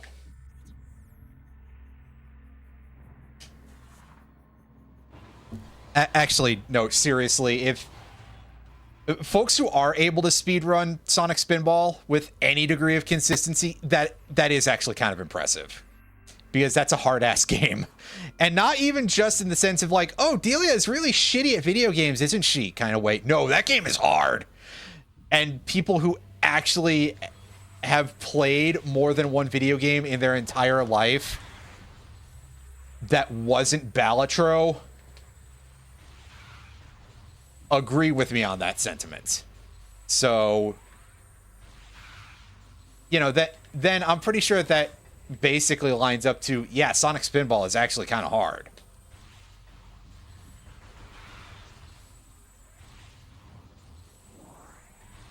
Although, I don't know, maybe it's just completely induced by an emulator and nobody knows anymore because nobody plays their games on real hardware for reasons that are usually understandable, to be honest with you. Like, how much of that cantankerous bullshit do you really want to deal with on any particular day? Be honest now.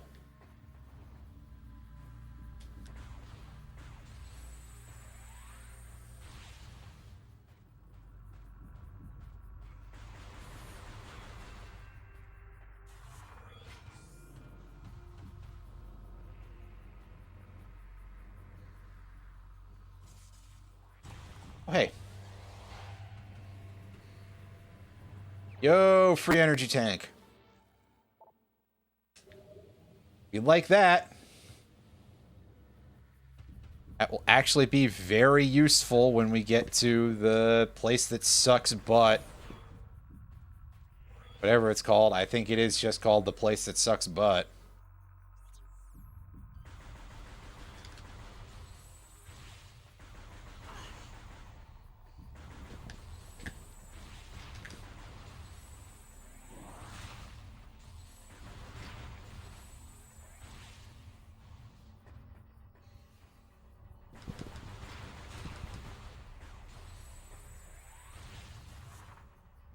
Actually, hold up. Can we go in here?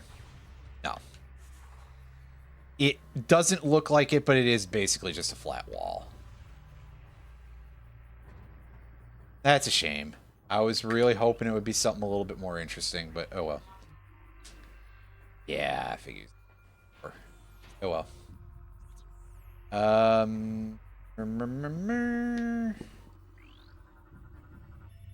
I'm getting completely sidetracked from the place I'm supposed to go. But that's because I don't want to go there, because it sounds like it sucks. Oh, hey, map station.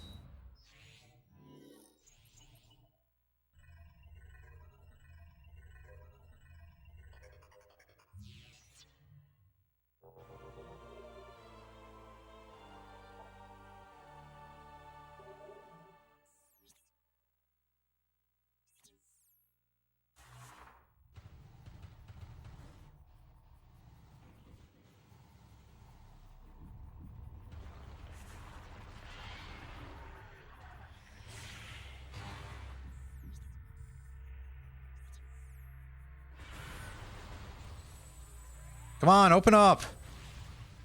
How long does it take to open a door? Oh, right. This room is serving two purposes, actually.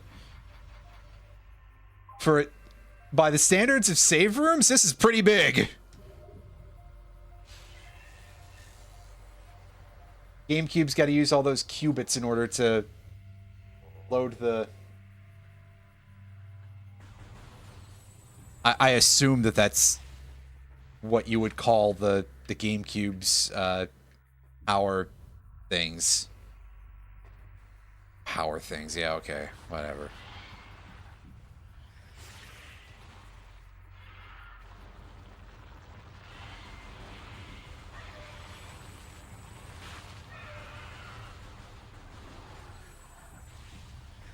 Alright, come on, Worm Dingler.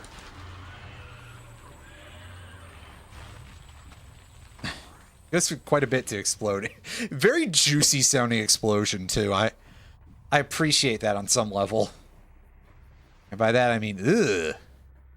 Good choice. Really makes me feel accomplished.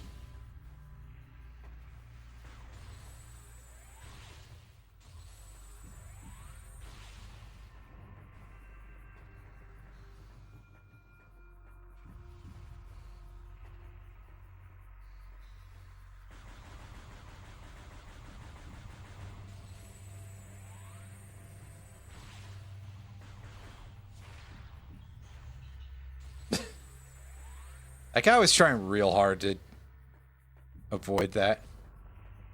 I mean, fair enough, but...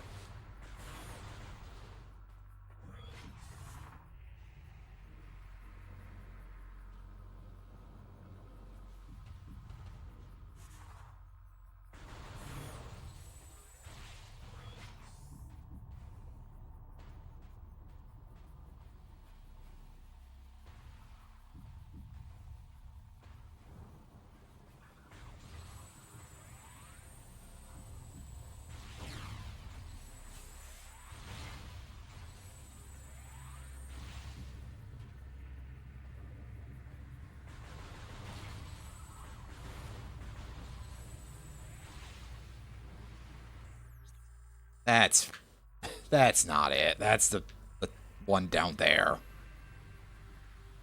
To go up to the portal, which I think in order to actually do anything with that, we have to go to Dark World, Reyes Gone Bye-Bye Egon Ruins here.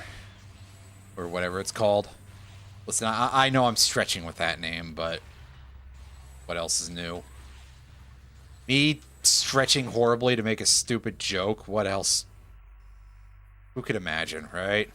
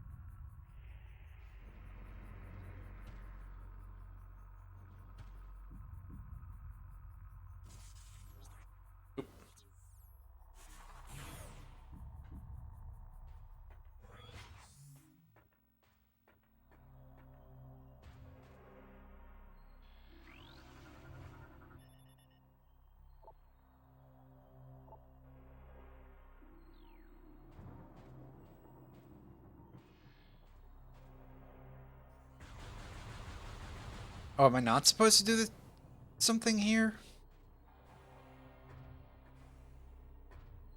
I thought it had a slot on it. It doesn't have a slot on it. Well, I'm dumb.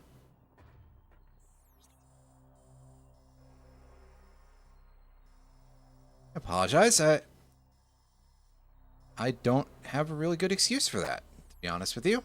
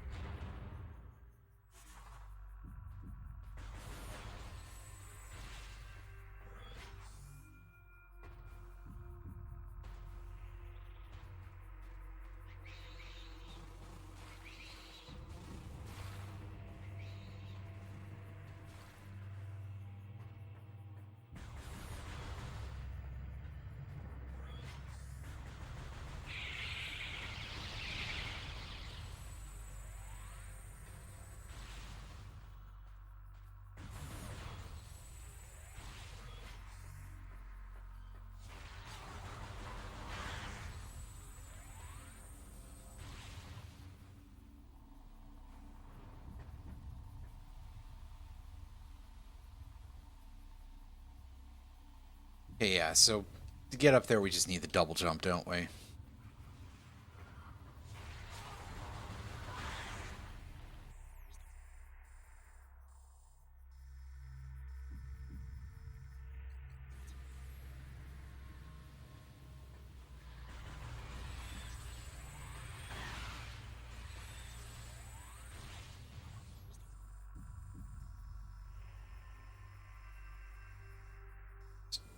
Do a quick double check here and see if there's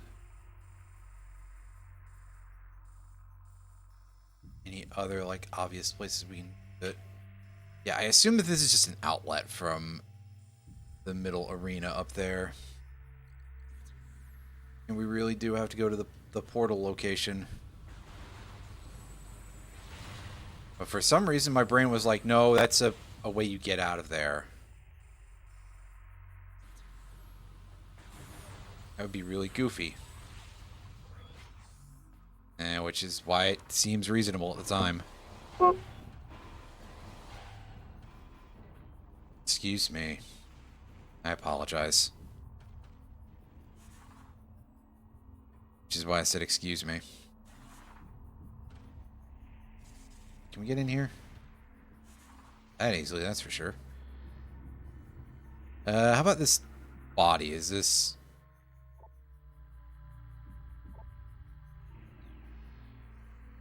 So are you suggesting that I blow it up?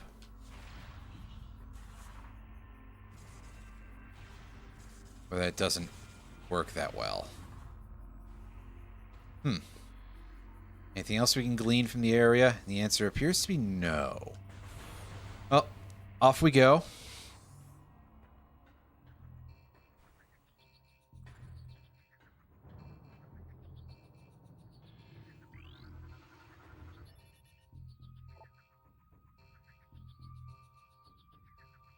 %% of its component atoms are in another dimension or on the surface of dark ether. Huh. Well, that's, yeah,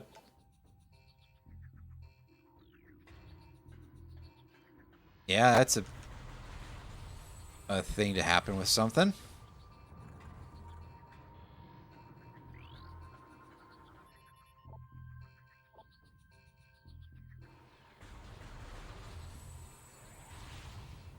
Restore power to the system.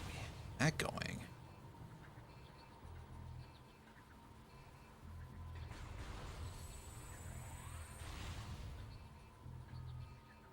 So how do I do that again? That's my question. Oh, I see this is going on.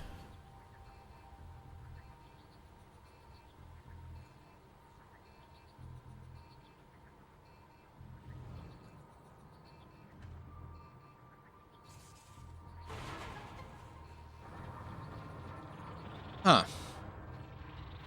I really did just think that was like weird sort of background details. Well, wow. Put something in there to slow me down, please. I don't know. I think if you put any like friction stripping there, it would wear down. Like any sort of like grip.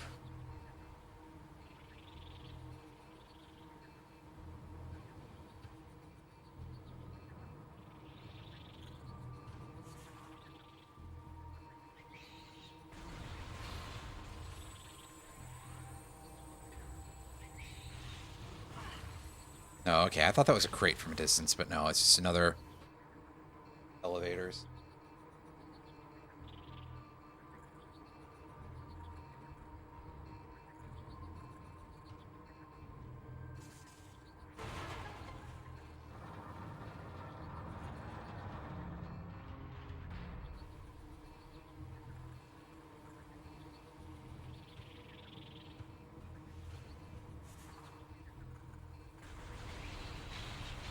Or these bugs.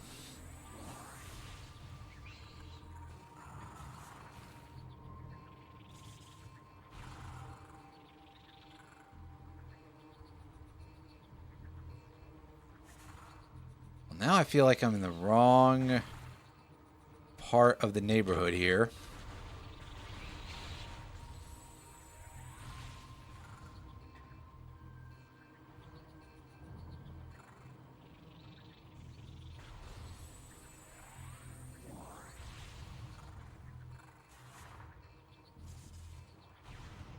Oh no, I can make that. I have an issue with that before then.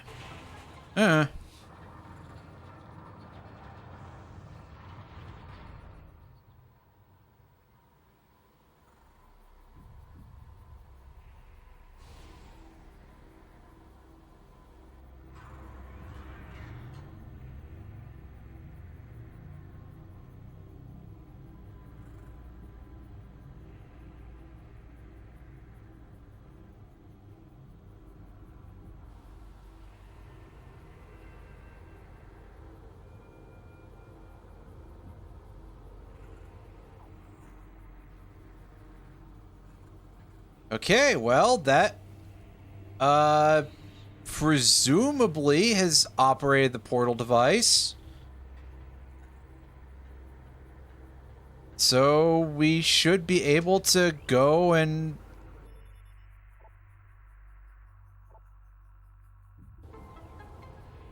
head over to poopy shit world and have a bad time.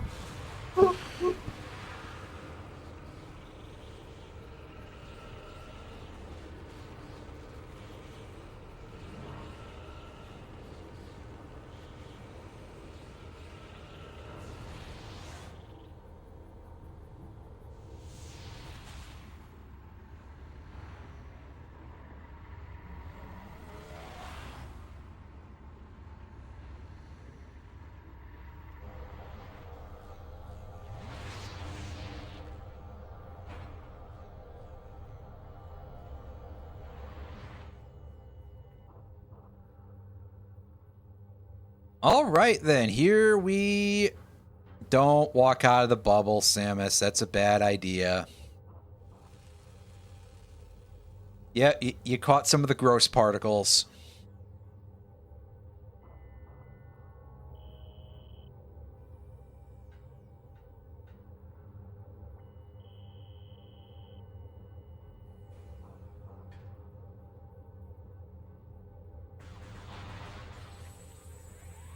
And yeah, see, you stand around in here, you fucking melt.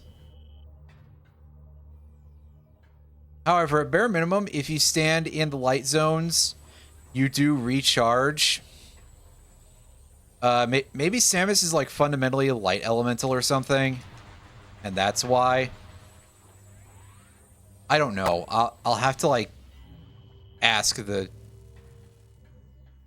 lore people at Nintendo.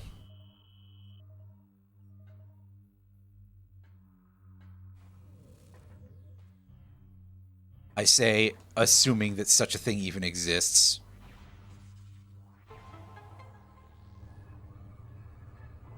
On some level, I think that there could theoretically be something neat about having like a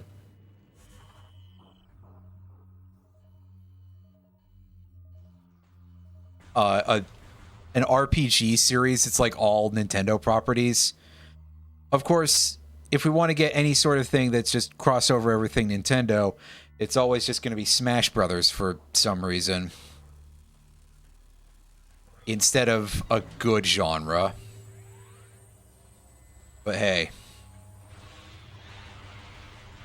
asterisk, this isn't a slight against fighting games in general.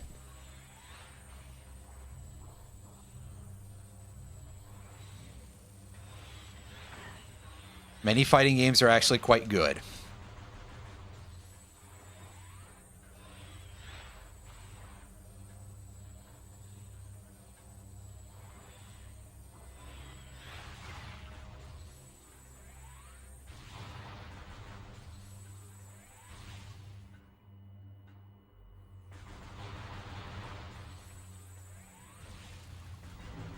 It's just that my feelings about Smash Brothers are very, very mixed.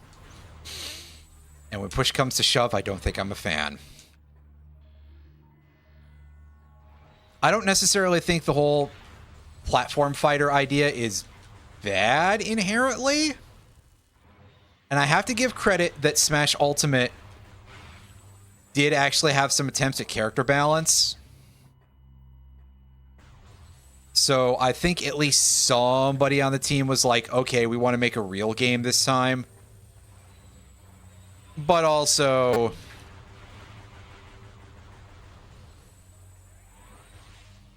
it does sort of have a bit of an upper limit on that.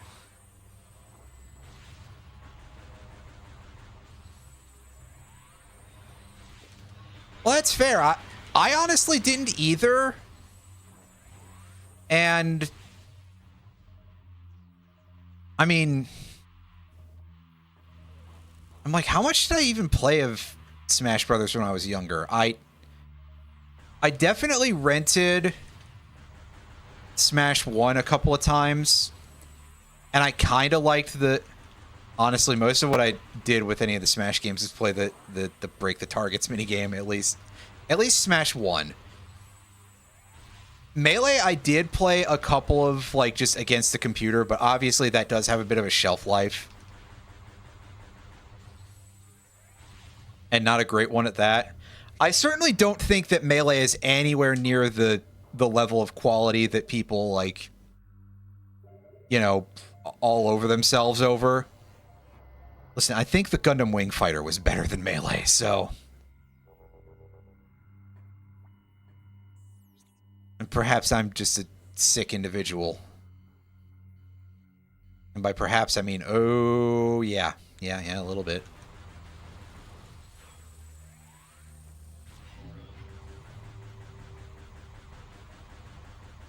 Crash Bash is also kind of a very weird case where, even aside from all of that, the thing that I remember about Crash Bash, well, other than the fact that the AI definitely, like, flipped back and forth between being lobotomized level of stupid and being, like, elite hacker level, was that you had to unlock stuff in order to actually, in order to play all the minigames, you had to unlock them by getting through the story mode. Which is a little bit weird, at least on some level. It's like, hey, before it can become the party game it wants to be, you've got to actually go and play through this whole weird one-player mode in order to earn the right to it. Granted, you also, when it comes to this idea of like, oh, well, it's weird that you had to unlock shit, you did also have to unlock a bunch of characters in Smash Brothers to be able to play as them. So maybe the idea of just like, oh, hey, unlocking stuff in a party game is less weird than all that. I mean, certainly if Smash was trying to be like just a raw, you know, like a pure tournament grade fighting game throughout its entire history, I don't think it would do that, or certainly not to the extent of like that many characters with unique move sets. Granted, I mean, it's not like it's impossible in fighting games. If I recall correctly, you did have to unlock several characters in like Soul Calibur 2 and stuff like that. So, you know, maybe what I'm saying, maybe I'm talking out of turn a little bit here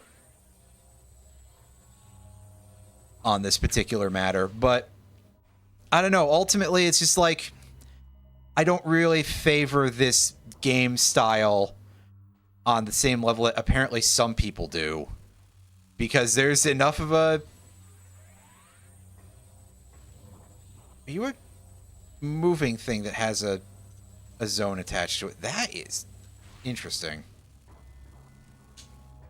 Because listen, enough people actually like play Smash as like a serious tournament thing for some reason that...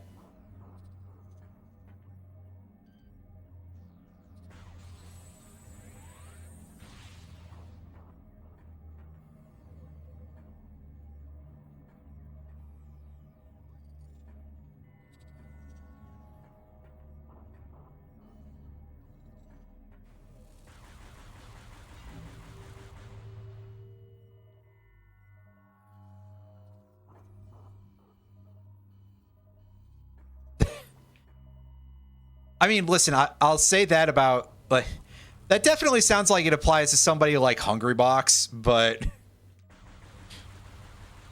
I can't necessarily say that for sure about every single competitive Melee player or competitive Smash Brothers player, period, because there are more of those than just Melee. Even though the Melee guys do seem to have a particular level of stick up their ass, but... And in that case, it's the control stick when they've specifically altered the module just right in the exact way that is permitted in tournaments. Asterisk, I think. I could be wrong about that. I don't recall if that's actually literally the way this sort of thing shakes out. Like I said, I'm just kind of a mean, judgmental asshole, and... Oh, well, how the hell are we supposed to get that now? Well, clearly not that way. Like, that is a thing that I at least heard for a period with regard to Melee, that it's like, oh yeah, they basically have done something, like all the pro players do something with their analog sticks on their GameCube controller, and it doesn't function the same way that it would out of the box. It's not like changing the parts or anything, but it is one of those things where it's like, that seems a little bit odd. But I guess what's sort of the upper limit on what controllers you're allowed to... Oh, jeez. On what sort of controllers you're allowed to use for any sort of fighting game for tournaments? Ah, yes, the Jump Guardian. This guy will be important to kill. Ow. Hey, let me scan you at least, you dick. Because I also think about that, like, really extreme controller that somebody made for Potemkin, which was just like an absolute nightmare of buttons. Powerful metamorph, huh? That's the word we're going to use for it. How do I, like, shoot this thing in the face?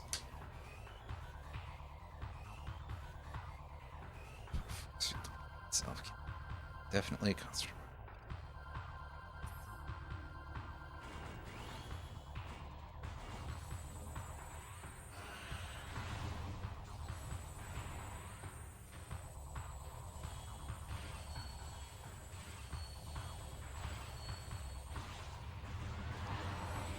Oh, you jerk.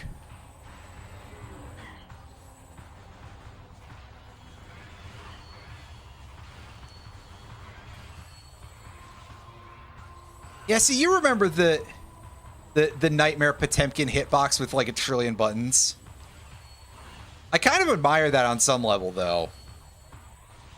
Even though I freely admit that I still don't think I get the appeal of the like hitbox style.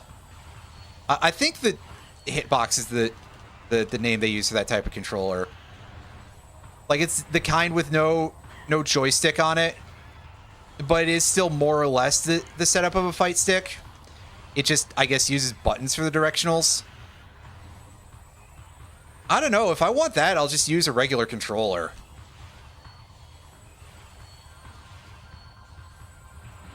Maybe it's just because I'm, you know, I was the one who got the Mad Cats all the time. And I was like, yeah, you know what? This'll do. Of course, also being a Nintendo 64 household means that when you get the shitty Player 2 controller that you always end up with because you're the second sibling, you know, according to legends, right? I'm not necessarily saying this is a universal experience, you know. It's not like that when people on the internet post about the Blahage and they're like, what the fuck do you mean you've never been in an IKEA? But because we were an N64 household, that means that I actually got controllers that were sensibly shaped when I ended up being saddled with the Player 2 garbage.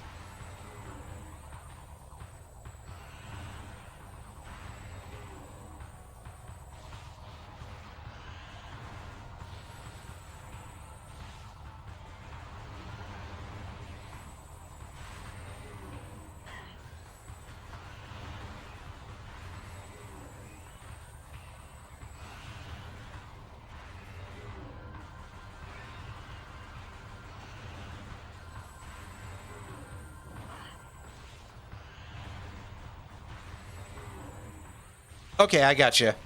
Again, I'm not like very knowledgeable about FGC kind of stuff. I am a very casual person when it comes to fighting games. I've played a couple of them, but I've seen how I play other video games. I don't think I have the kind of skill that would like really ever allow me to actually be that level of serious. I don't exactly have what you would call good APM, for example. You know, that's very much a term and concept for other types of games, but like, listen.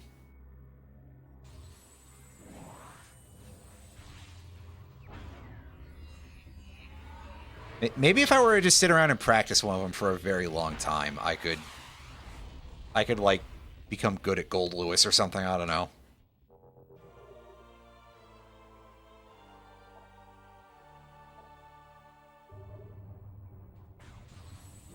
Unfortunately, I also admit that one of my problems is I don't have a whole lot of patience.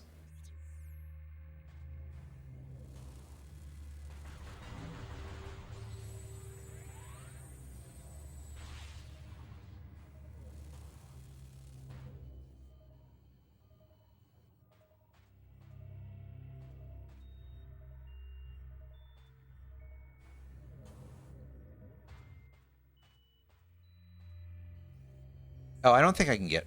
Yeah, I don't think I can get nowhere from here. Well. Dang. Although we do have double jumps, so... Oh, this was... Why do I think this was just, like, blocked by a physical tube thing? I think it's because the rest of it looks so mechanical.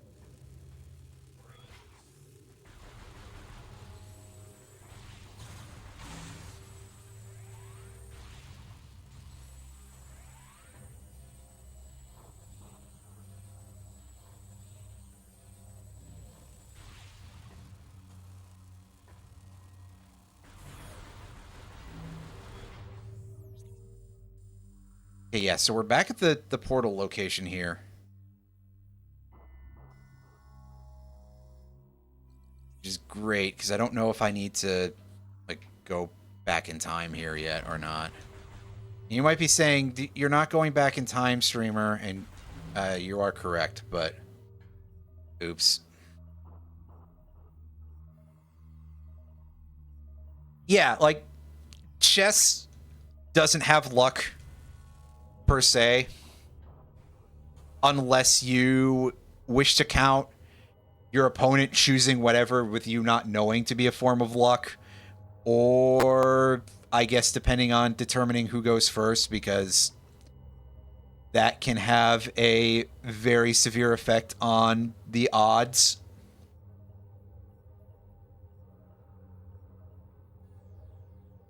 There is at least, like, basically, I'm trying to say it in a way that's like, well, chess isn't just brute memorization. There's ways of, like, you have to fuck with your opponent's brain or something, but it's, well, listen, things are weird and I'm bad at words.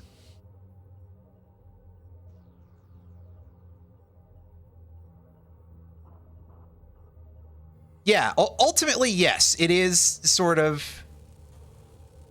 Chess is very much a thing of practice and learning more shit and memorizing more shit and all of that, and I can't go back this way. Oops. I was wrong. Man, this place sucks. I love getting afflicted by the purple stuff every time I'm, like, in the purple stuff.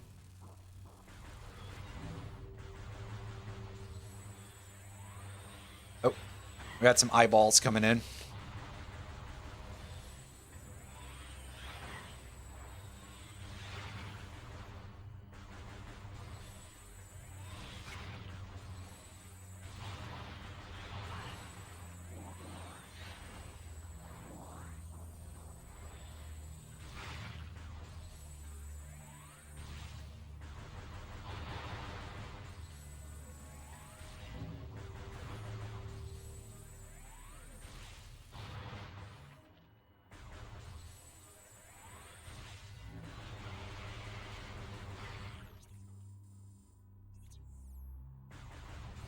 That rock chunk there, the blocking rock chunk, I guess, specifically. First time. Probably was, actually. I just forgot. Well, let's go save. Because we've got to pass by that thing anyway.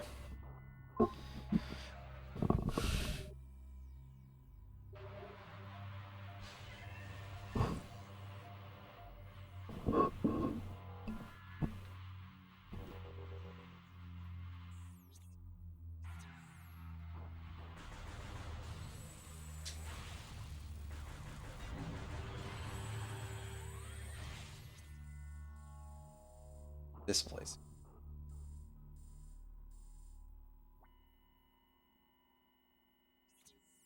It's a portal, right?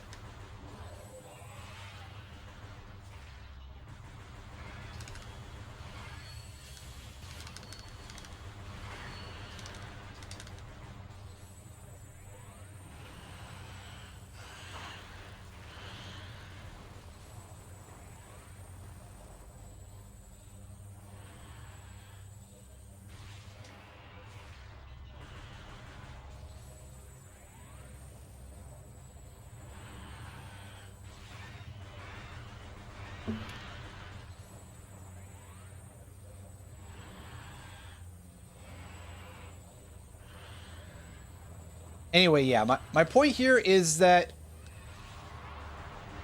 like, I think I'd probably ultimately be kind of alright with if Nintendo wanted to do more of an RPG series with their characters.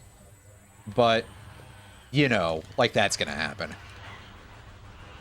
Excuse me. It would also depend very heavily on if the rest of it was well designed. But ultimately, I'm not really, you know, tied down to any company or anything like that, just to emphasize this. And also, you know, I'm not specifically, like, pro crossover or anything. Anything has potential. It's just a matter of how it gets used. And unfortunately, well, we're starting to see recently everybody is trying to do the Fortnite thing with all their IPs. Just like, oh yeah, what if we just mash everything together into one thing? Because I guess people just have no imagination anymore.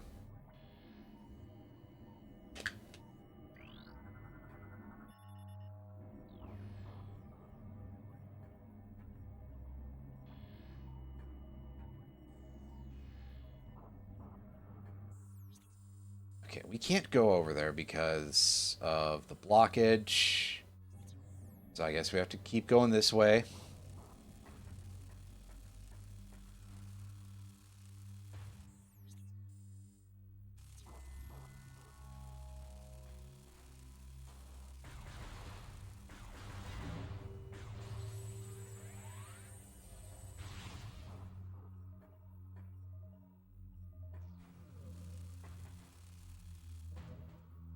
Yeah, I feel like I keep saying it. The magic thing could actually be acceptable if they weren't just like, oh yeah, we're going to stick random superheroes in here. That's what people like to spend money on, so.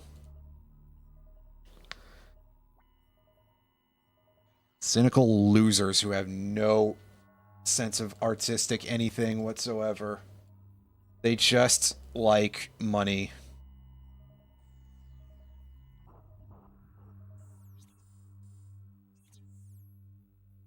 I hope horrible things happen to every single executive. You know? Just. What else am I supposed to say? Right?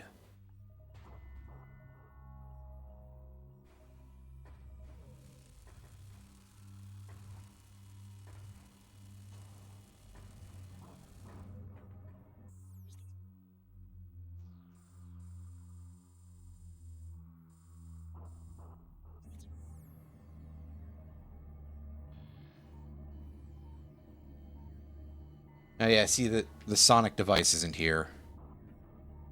Sonic the Hedgehog isn't here. Sonic Spinball isn't here. Oh wow.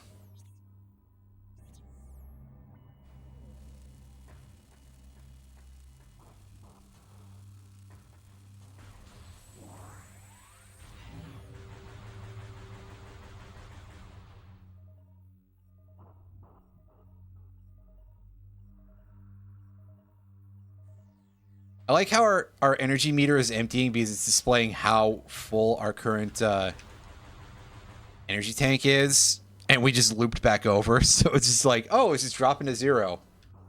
That looked funny as hell. Our health's going up, but our meter is bottoming out. Yep, makes total sense to me.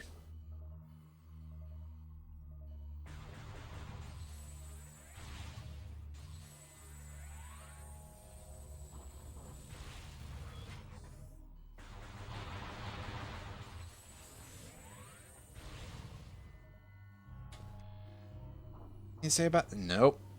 I was wondering if that was. I mean, I could probably have just seen on the map that it's not explosible, but I was curious. It almost looked like it could have been. Sitting down for a second here to heal. And you see, this is a bit of a problem with an area like this. Like, I understand why they don't want it to regen you too fast, just to, avoid it completely neutralizing the threat, but god damn, we really are just sitting here while we wait for like a million years.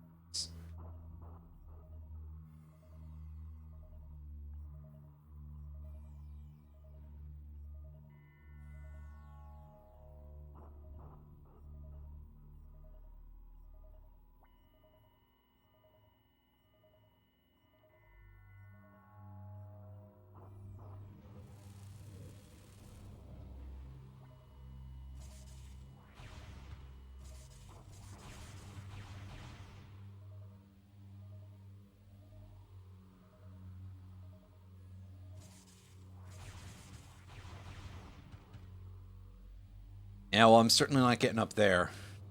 Not with our current set of equipment anyway.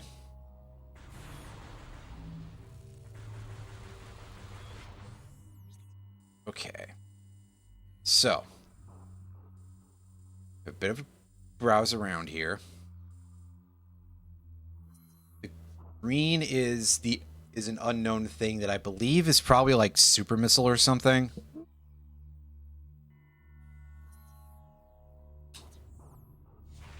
Oh, mean to do that.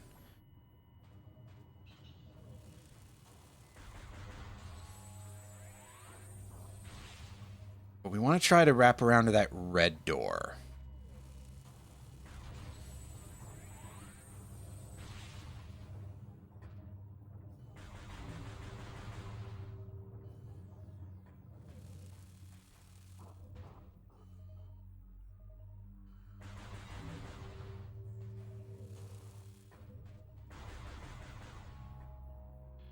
You tell me where you are? No, it's too far away. Ah, here we go. Yeah, see, at bare minimum, I can safely say it was worth our time to go back and save, even though it doesn't appear to have been strictly necessary to do that route.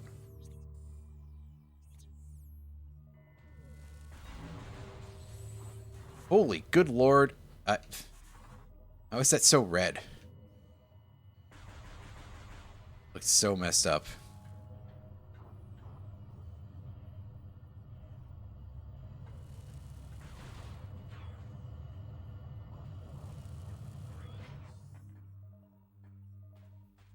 I think there was something about, like, we needed 3 keys or something in order to do anything with this.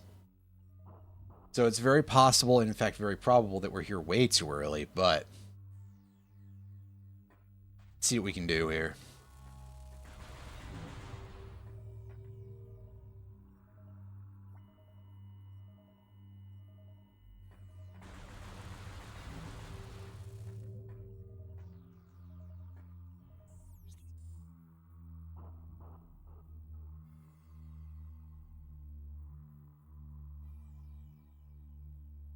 Well, we can look at all of this and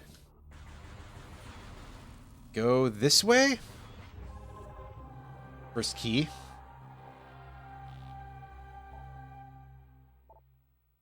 Oh, are the rest of them going to be this easy? That would help me out quite a bit. Yeah, I see another door that's, like, literally just there. And then there's a completely other gateway over there that doesn't seem to have anything in it.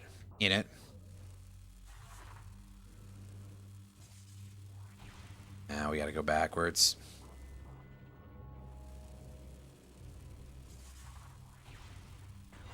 Yeah, bomb doesn't light that up. That's unfortunate.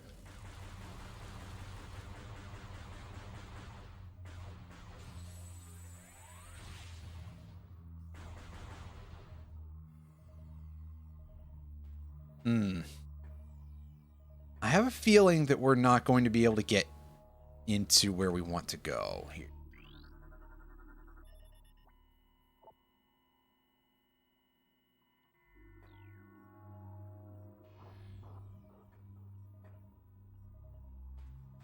Like, I don't think this is going to be a passage that leads any... never mind, it does actually. Shock. This door is just kind of, like, overgrown with crap.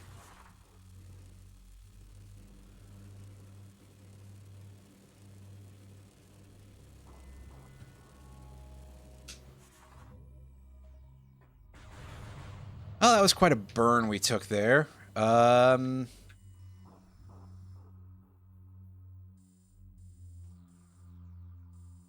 go out that other way of the Judgment Pit yet, right? We don't have access to the other colors of beams. Hey, stuck ourselves out like a pixel too far. A little bit of healing at least, because...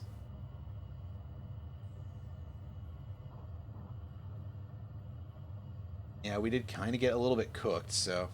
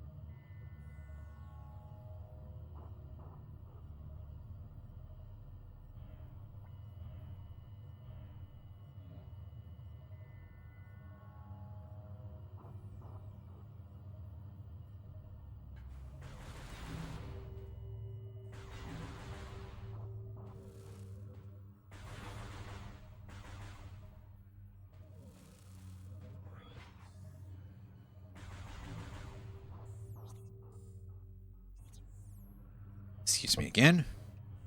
Well, I guess let's go for it. At least find out what that door is.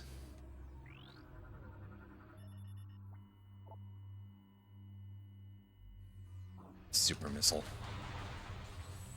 Yeah, that scans.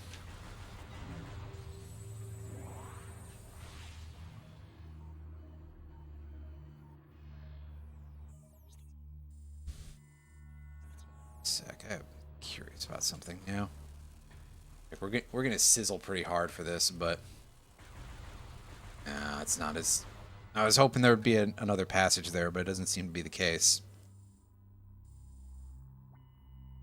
And unfortunately, I don't have the light and dark beams. I don't remember where or when we get those. I know they're a thing, obviously, but I'm pretty sure we get them at the same time, even. We would need the dark beam to be able to open that black door.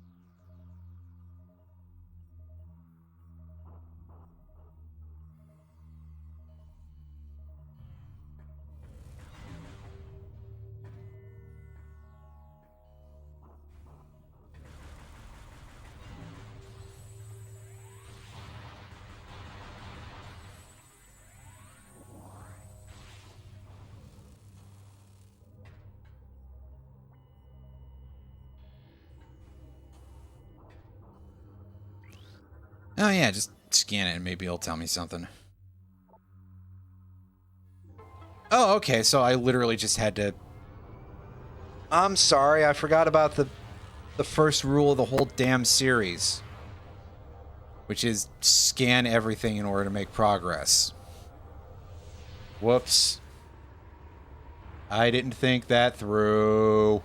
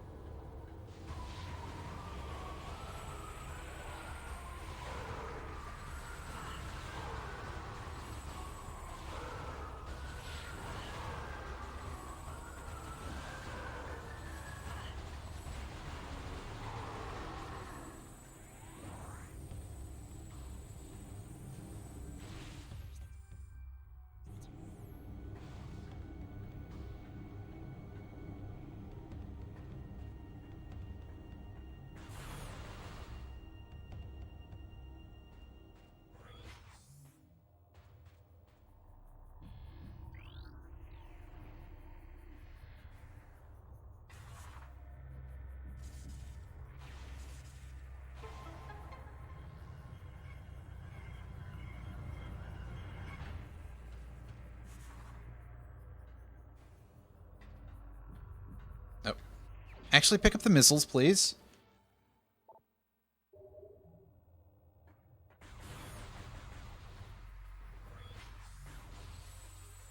Oh, in come the weird sand bat things. I'm about to sneeze again. Ugh. This time I remembered to mute the microphone.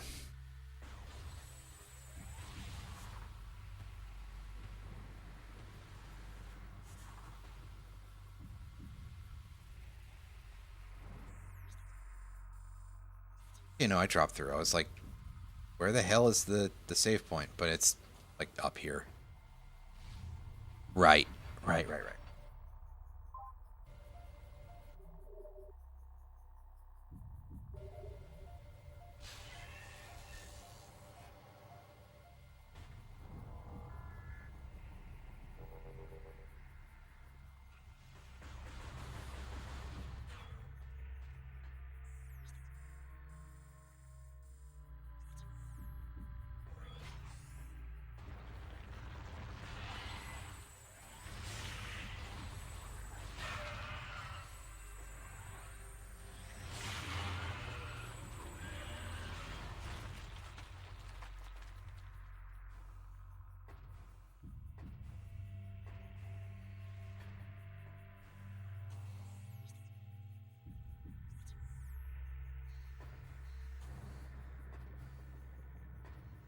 Yeah.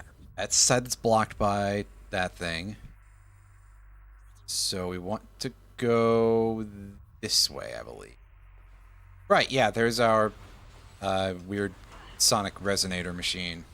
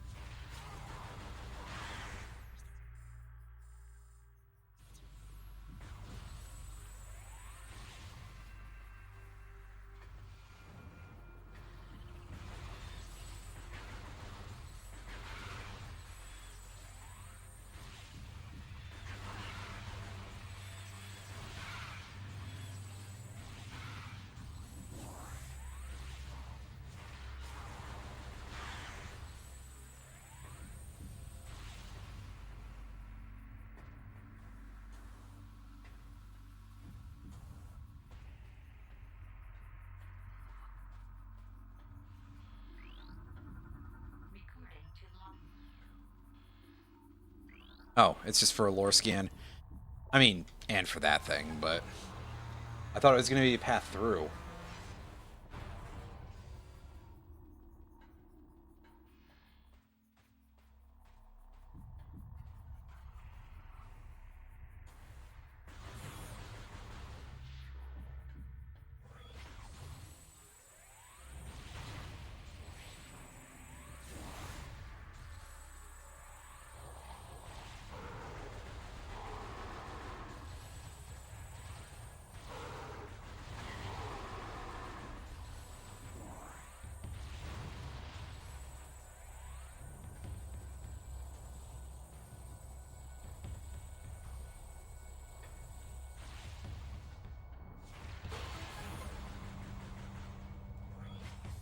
Ooh, some fire.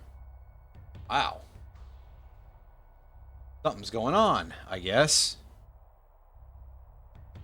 Hey.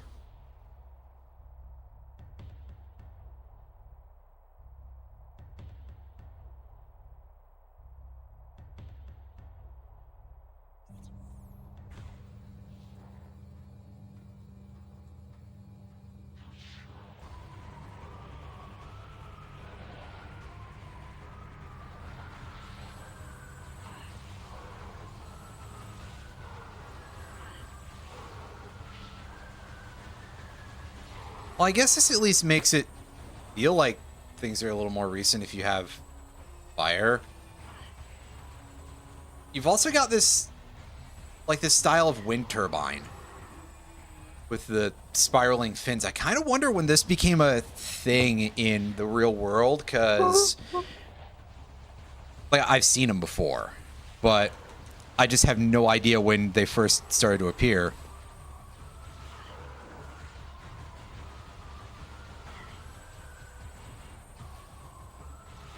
So I think they're neat.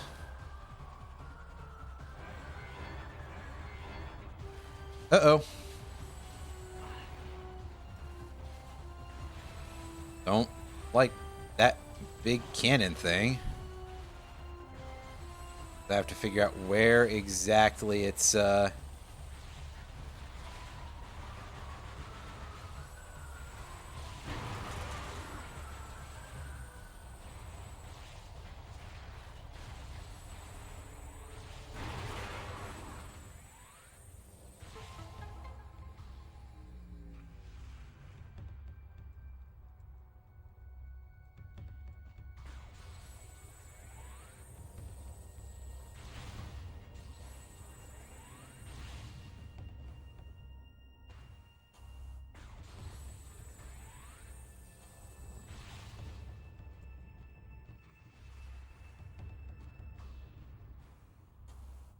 surely I can climb in this room, right? Oh, it requires spider ball, doesn't it? Yep, you need spider balls to do that. Well, so much for that. Besides, that needs light beam to go up the top anyway, so... Oh, does this need dark beam, though? Yeah, one side needs light beam, one side needs dark. Fuck vapors.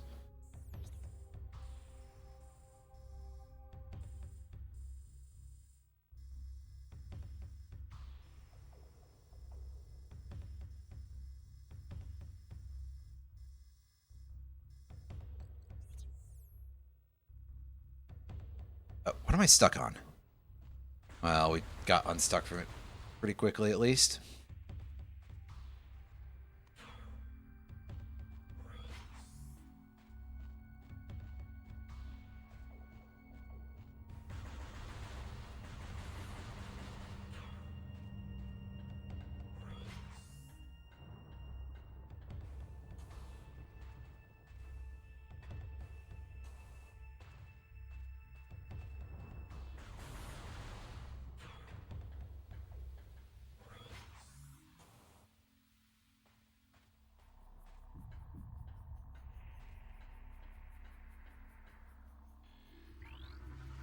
What have you got to tell me? Oh, right, this is the scan spot.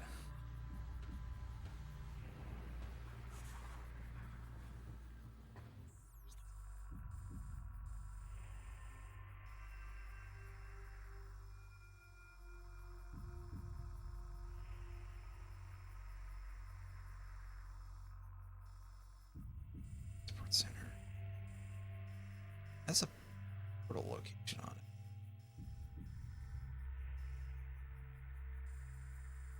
Side door there. That is an annihilator beam location, I think. So,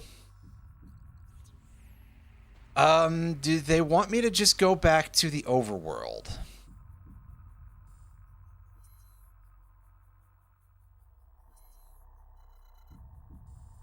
By the overworld, I mean the temple grounds.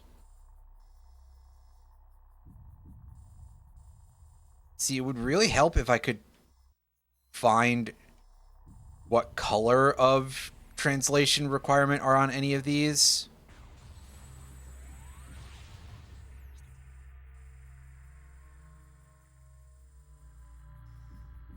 Because, yeah, all the guy said at the time was, oh, some new places are open for you. Well, I mean, I guess I wouldn't expect him to necessarily have full data on where my available localities are for the rest of my mission, but hey, something would help. So in this case, I am simply going to try going back to the temple grounds and see if I can acquire any sort of assistance that way.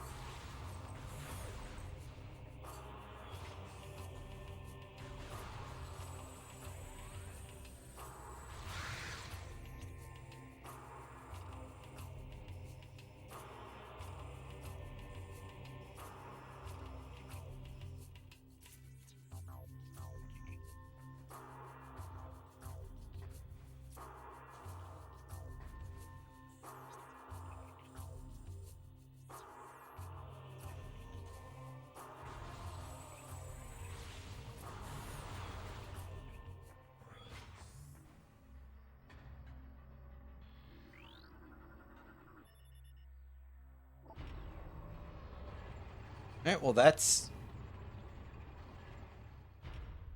a thing you can do. By that I mean a thing that probably helps me. There's another one of these things.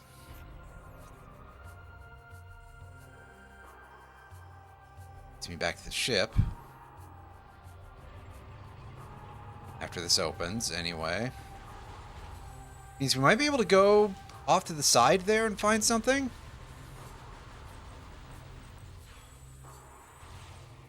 But hey, if nothing else, we're at least quite near a save point. Oh no, that definitely is a thing that wants a dark beam.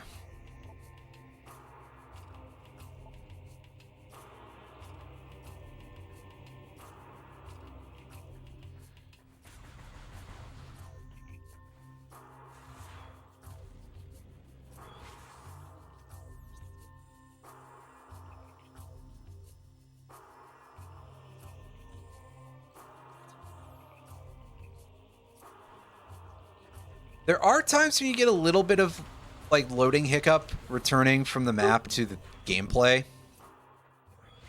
I kind of wonder how like heavy this game is file size wise, you know? If the GameCube memory is being pushed to its limit or something. Round the wheel, how are ya? Hope you're having a good evening. How was Windswept, I believe was the game?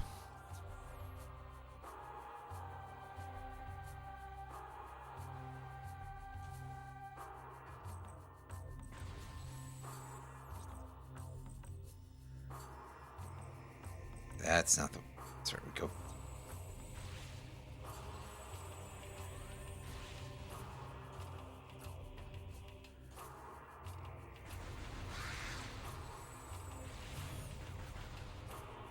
A worthy DKC clone. Well, I'll be honest with you, I'm not sure there are that many DKC clones out there. Well, that requires a big asterisk, because I guess at what point do you go from being platformer to DKC clone? I couldn't name one off the top of my head, that's for sure.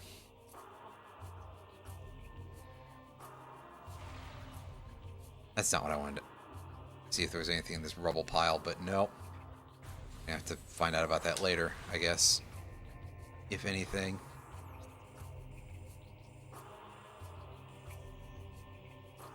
So yeah, I certainly couldn't think of others off the top of my head. But hey, good that it's good.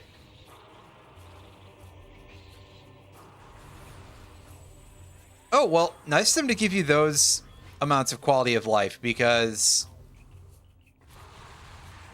yeah, there's definitely quite a few bonus rooms that I remember from the DKC games that were just maddeningly hard.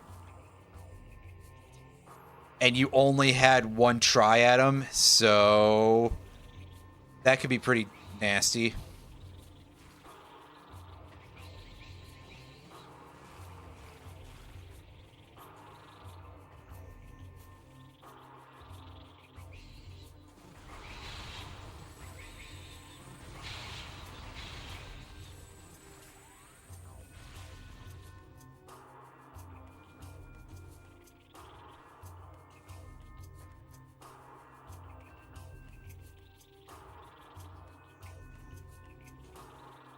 Gotta touch ground for it to count.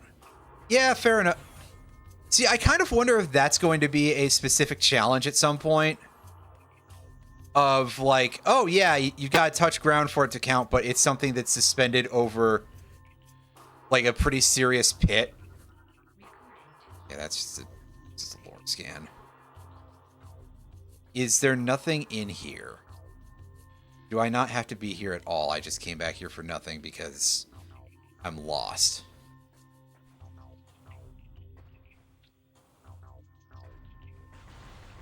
If only I knew this map better, but I kind of don't, so...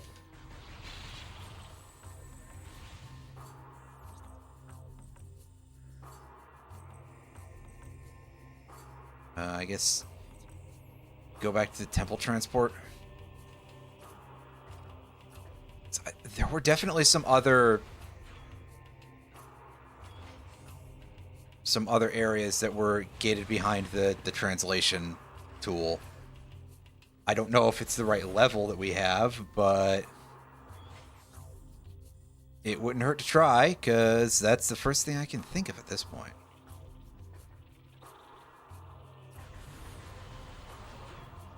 Oh. Weapon is in Space Pirate hands. Okay, where do you want me to get this thing? Well, it's in Aegon Waste Storage B.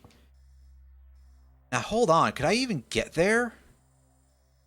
I gotta go around, don't I?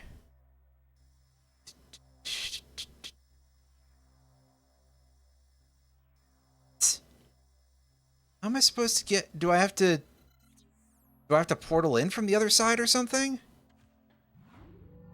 That feels like the only other thing I can think of.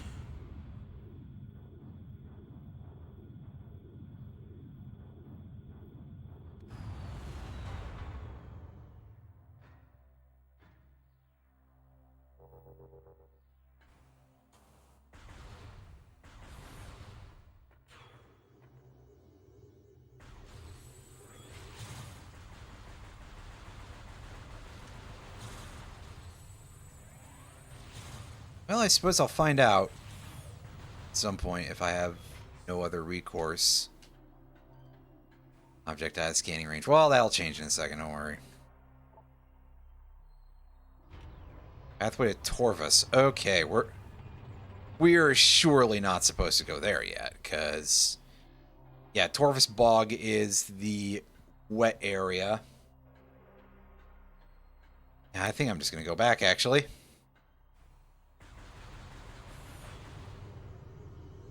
I don't know what I was thinking, but... Oh, hey, those things do actually attack you. Wow. Hadn't seen that yet. And of course, they don't seem to have any rewards for killing them, because... Why would they do that for you?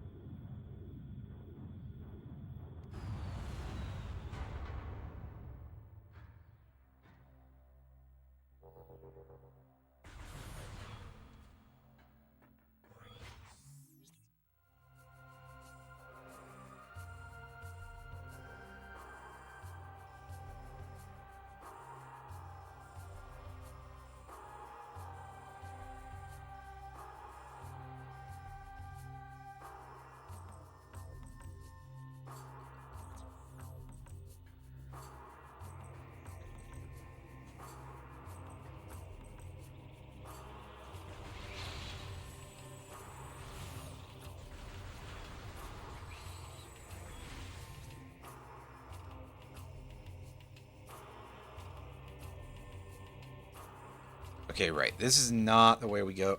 Go backwards a little bit. Thing.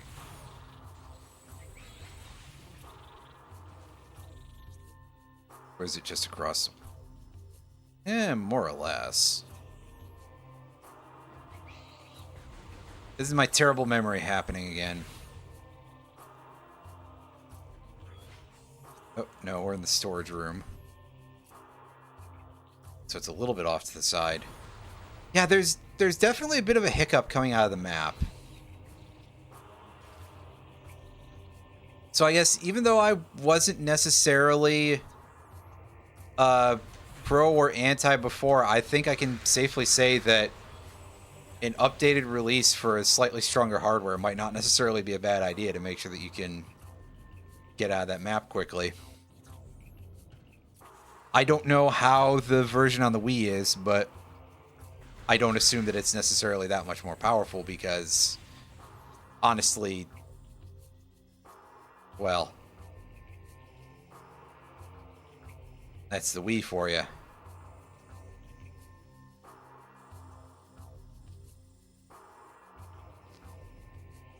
To the left.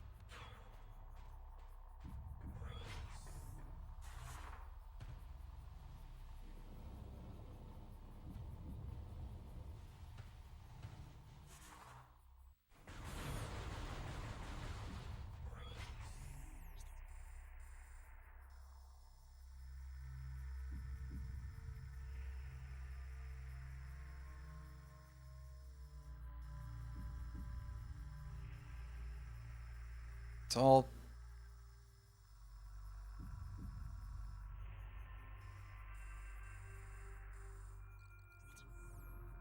Yeah, I'm really guessing that I'm going to have to just do something goofy like use a portal to get to the other side of the pirate base there.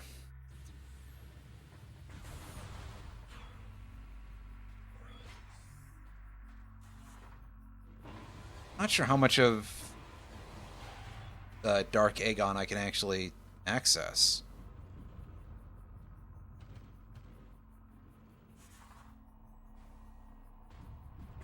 Don't roll straight into that.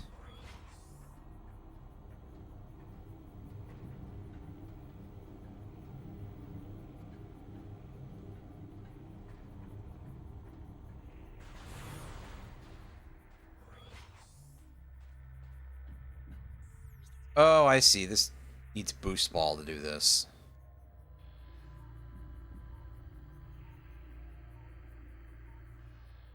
Right, so we would have to go through the normal path.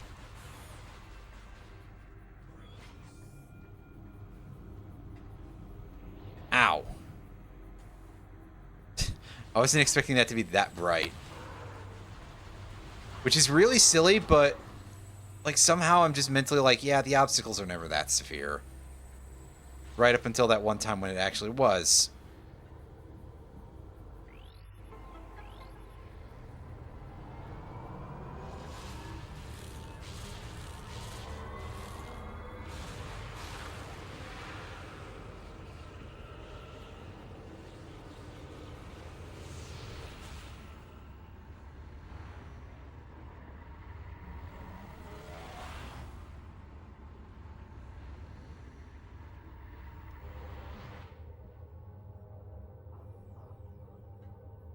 Stand here for a second to regen some HP.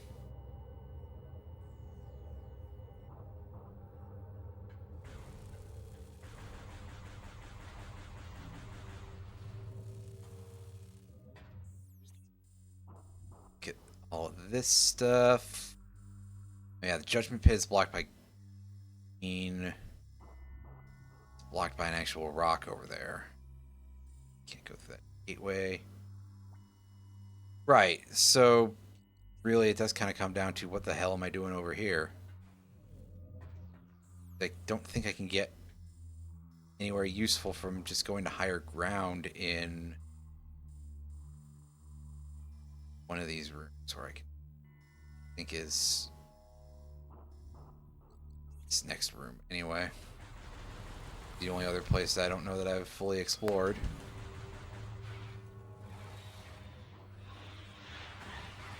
And I really can't get to any higher ground because yeah, it's the same structure, you fool.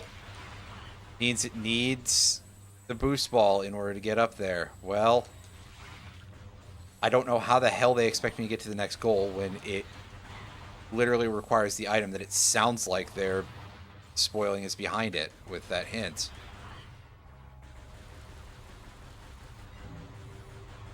Well, whatever. I guess I'll go back through the portal and just be like, well, I'm going to go over there and I'm going to brainstorm something.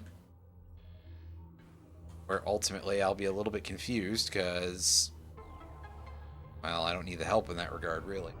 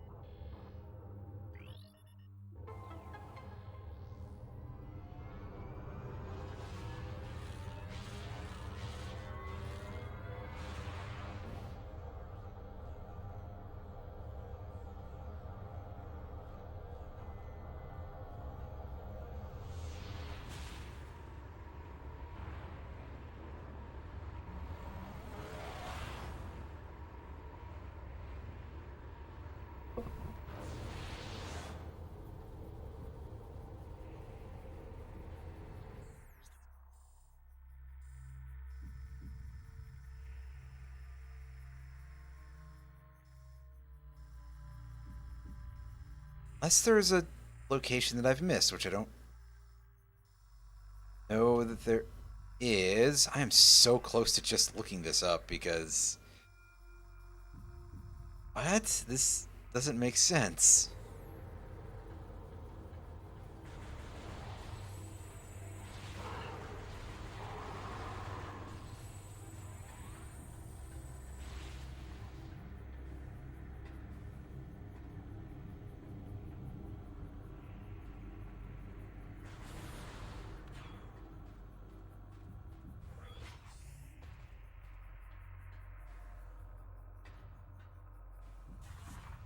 This is completely done with, right? Well, we can still go into it, but can't activate it again because there's nothing else to do with it. So, yeah.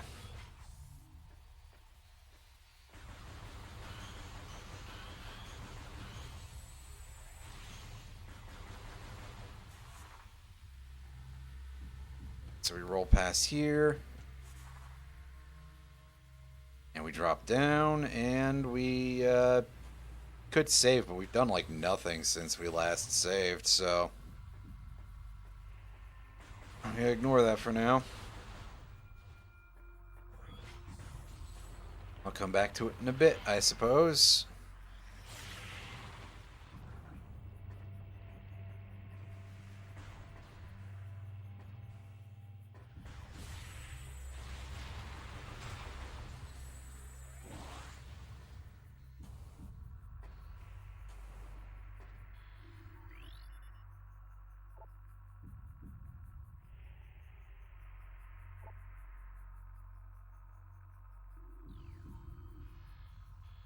Neutralizing the control.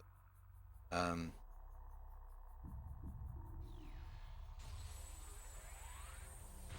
that doesn't appear to be it.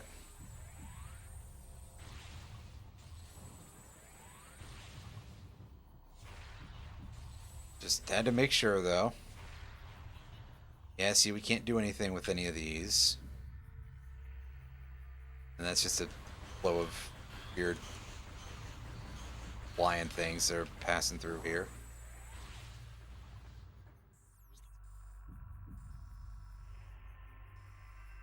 Mining station access.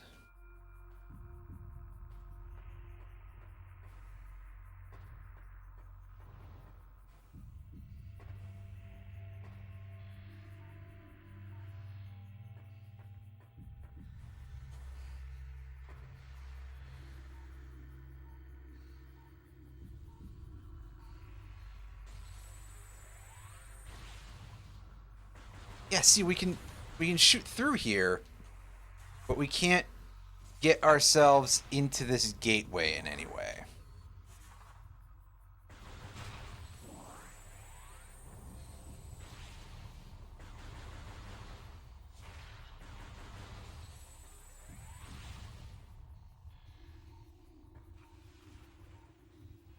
Yeah, so we can't. That's just a one-way passage, I guess. At least at this point.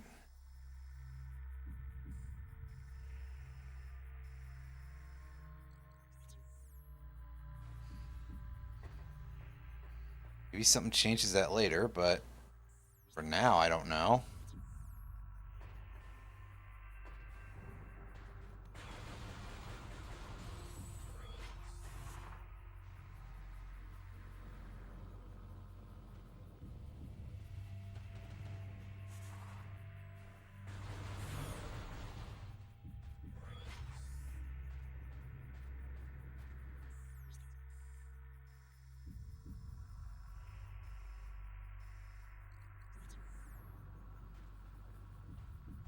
I guess back to the central mining station location.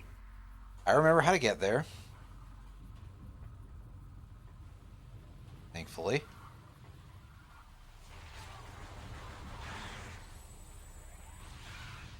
It is in a pretty easy location, so if I forgot that, well... Actually, that would be quite normal for me, never mind. I forget things all the time. Especially in these video games.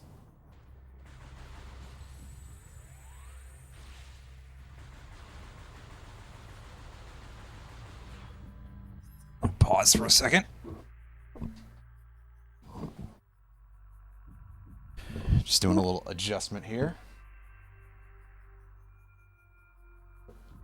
And okay. So we're in this room.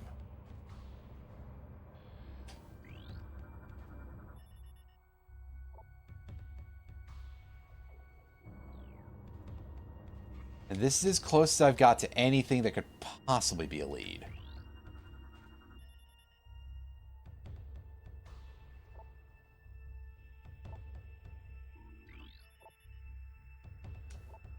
Heavy weapons.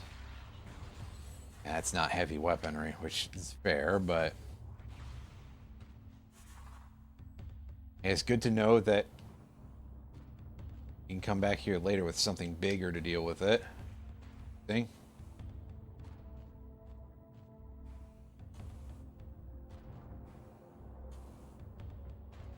That one spider ball. Go up. There's...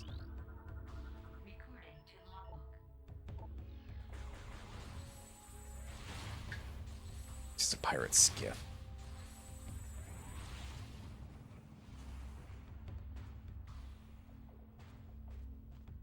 Yeah, and then the only way to go up is with the spider ball.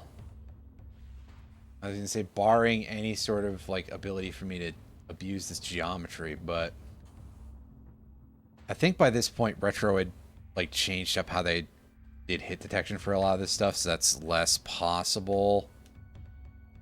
But I could be wrong, so don't necessarily listen to me on that one.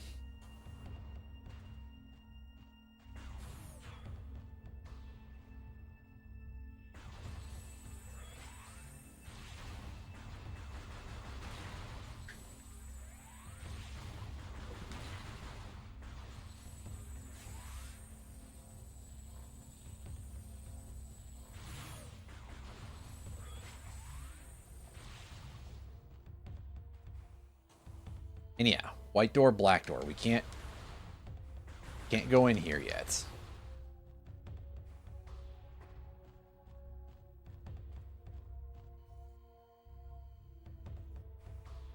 For some reason there's a white door access like there that we can't see.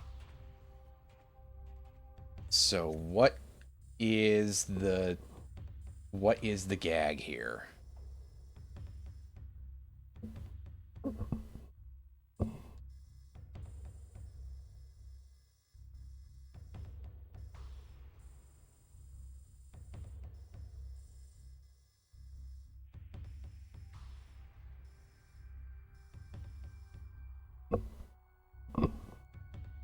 Or if I knew where that elevator was coming from, at least that looks like an elevator, I could probably use that. Unfortunately, I just don't know what I'm supposed to do. And the information the game gives me is honestly not that helpful. I'm just going to go look it up, actually.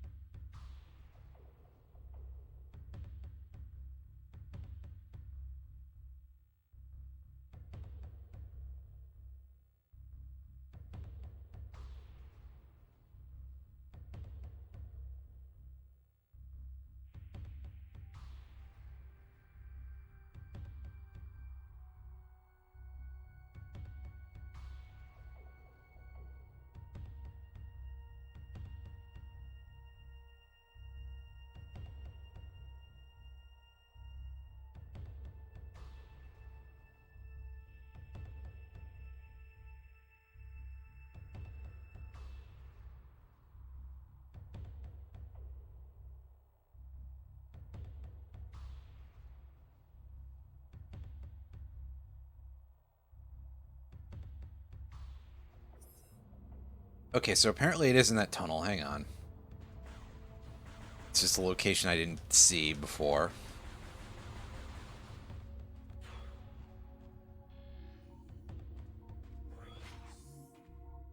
Oh, I see.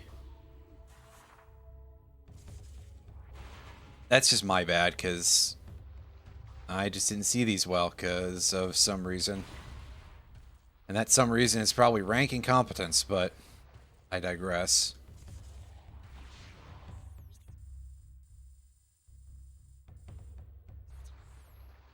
See, I guess it would help if it was on the map as like a separate room or something, but...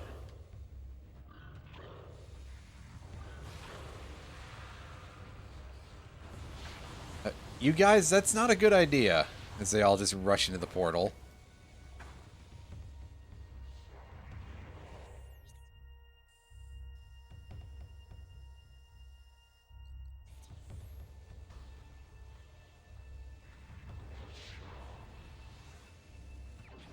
Very extensive amount of area under this floor here for some reason.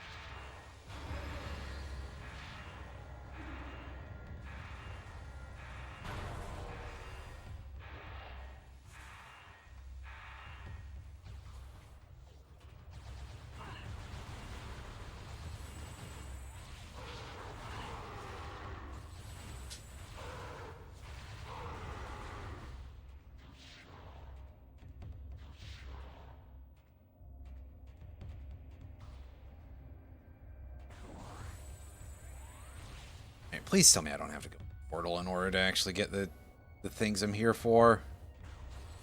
That would suck.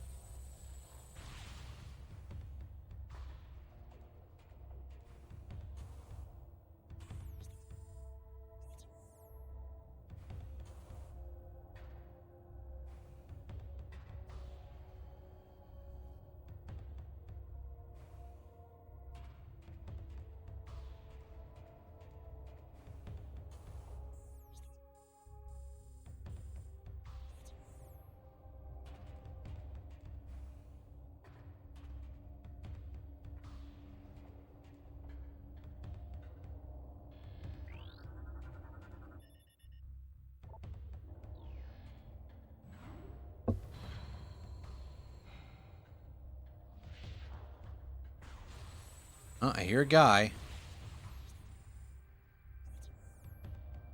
It looks like just navigating around the top layer here should allow us to get over there. Oh. Wow, alright, dude. It's hiding on the ceiling and everything. That's...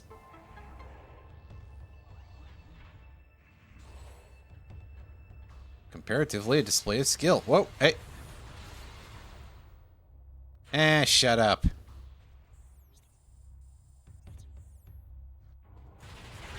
What? Yikes.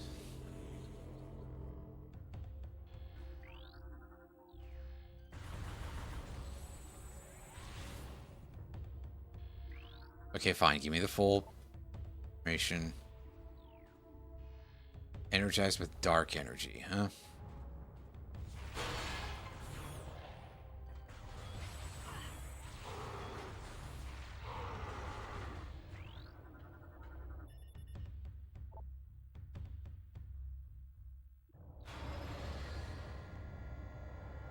Alright, that reopens the gateway there. That opens the other side of things, right? 'Cause, yeah, I'm going to have to go all the way around in order to get to those beams because Dark Samus showed up for some reason and locked down the gate with a gate that has a light color crystal on it for reasons that I'm not quite sure make a lot of sense, but hey, whatever.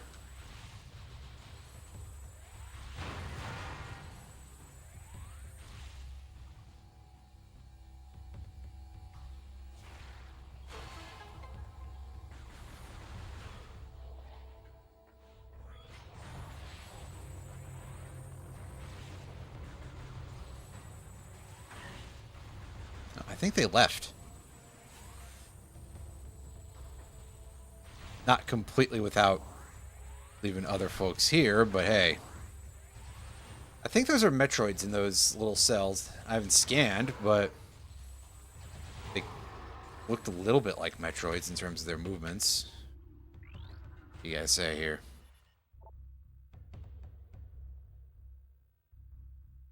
Metroid subject has several blast wounds from space pirate weaponry on low power settings. Oh, that's not a good way to get those guys to join your cause, you fools. They're not going to be interested in whatever bullshit you're selling if you shoot them.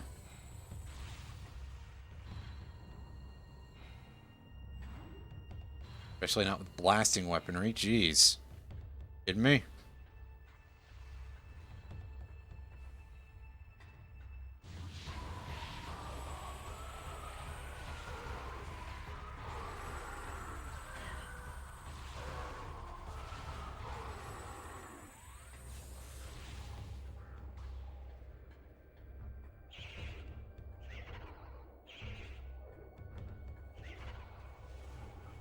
Yep. Sounds like there's not a good time being had in there.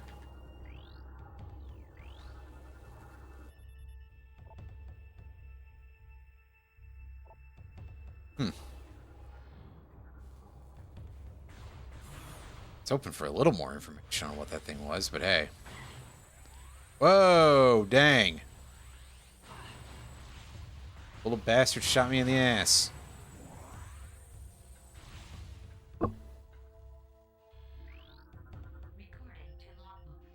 Oh.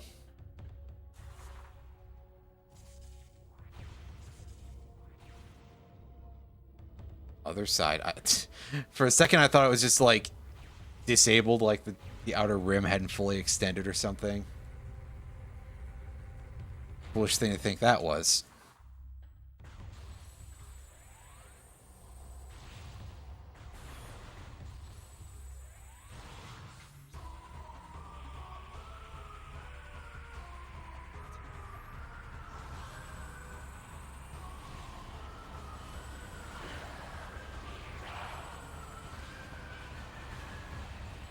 Oh, those smoke graphics. Since they're very clearly flat sprites and they have, like, really, really, serious white edges, or at least very light gray, it does not look great. Ooh, boy, that's a bit of a mistake.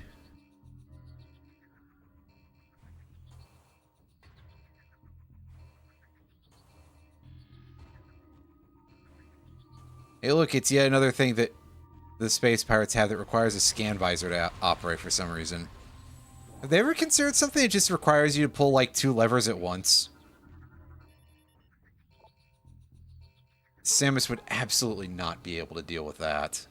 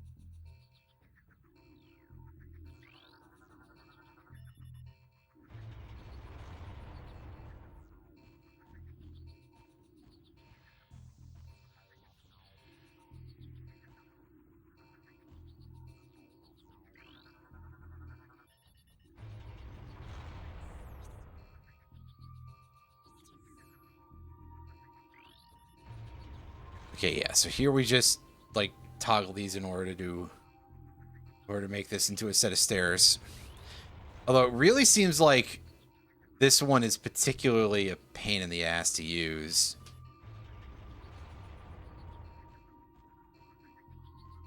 The down arrow on the left-hand side there.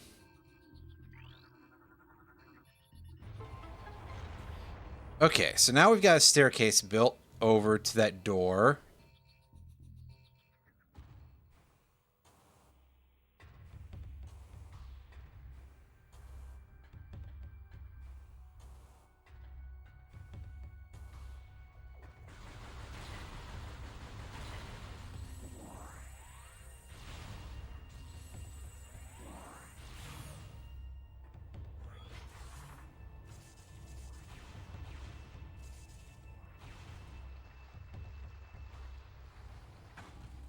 Oh.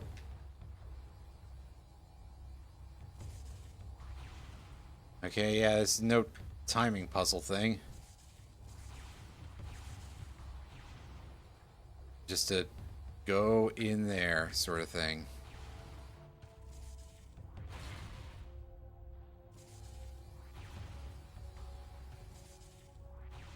That, however, definitely is a timing puzzle. This is a make your physics behave properly puzzle.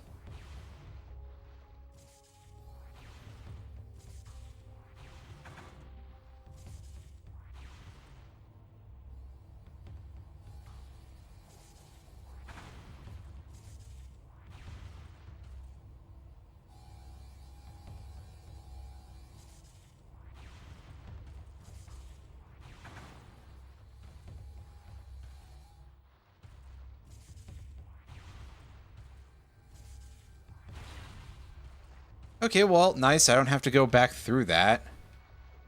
That makes my life much easier.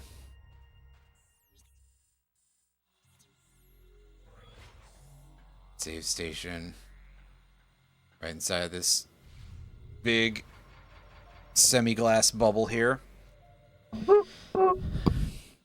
His windows look somewhere between hard light and actual glass. It's kind of hard to tell a little bit. At least a little bit, anyway.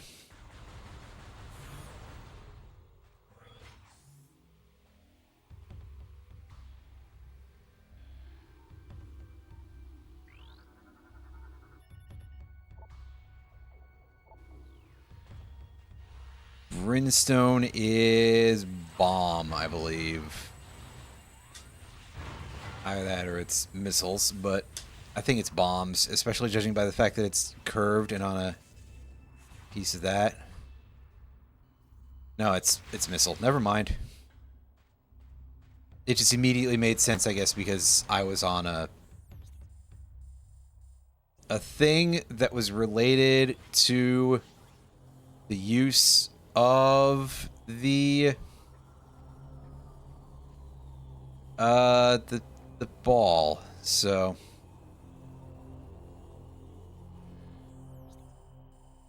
all right. Now to get over to that item. Oh. Why'd you do that, Samus? Why couldn't you just let me try to climb or something?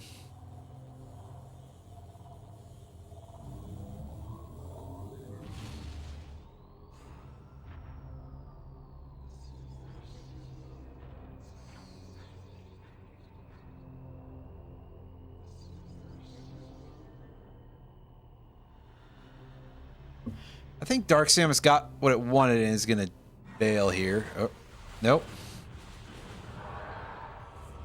Oh, Samus, you're not at a high enough level to fight this thing yet, you fool.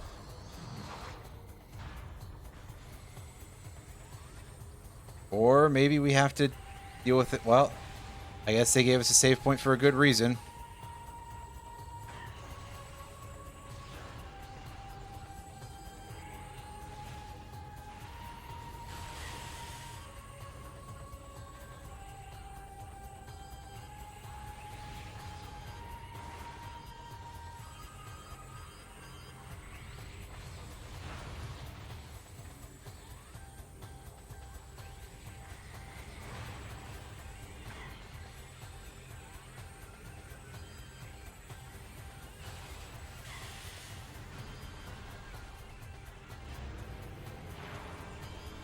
Are you done? Was it just a short, like... Nope, it's the second phase. Well, that's disappointing.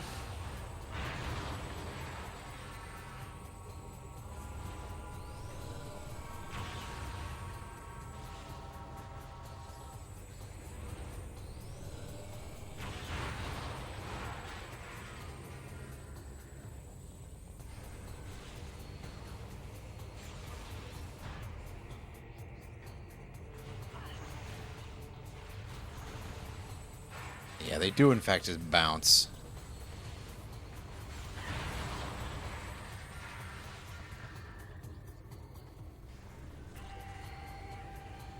You have anything to say, game? Scan visor?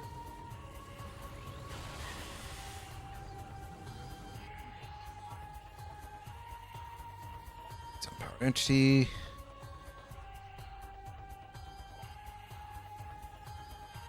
Just wait for it to come down? Okay.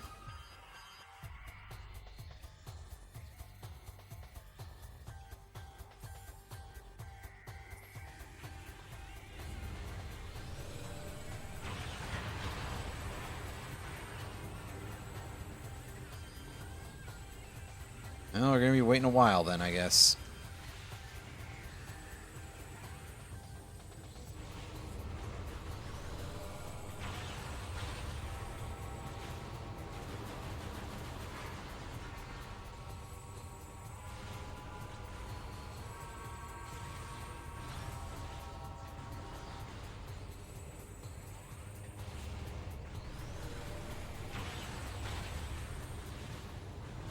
See, I think there have at least been a couple of phases when I've been dealing damage to this thing, but...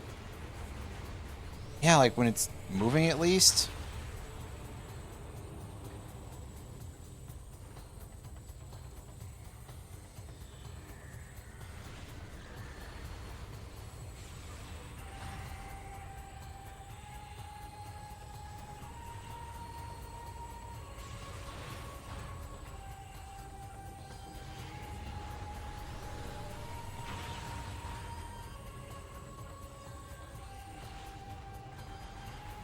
Yes, that part's not well explained by the scan. I guess how much information would it have, but still.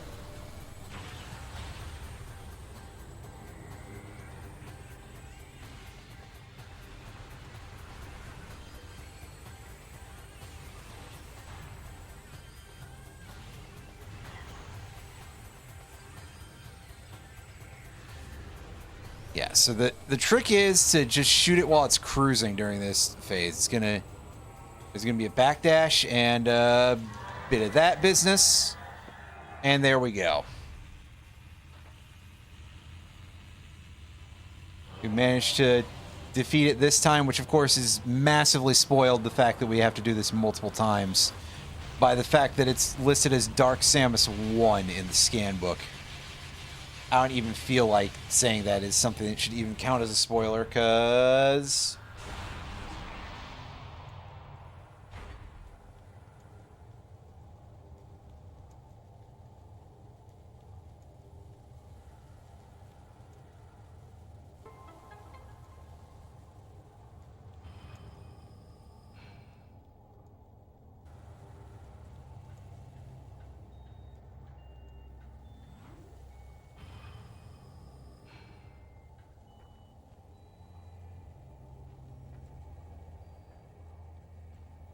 It's right here, isn't it? Yeah, here we go.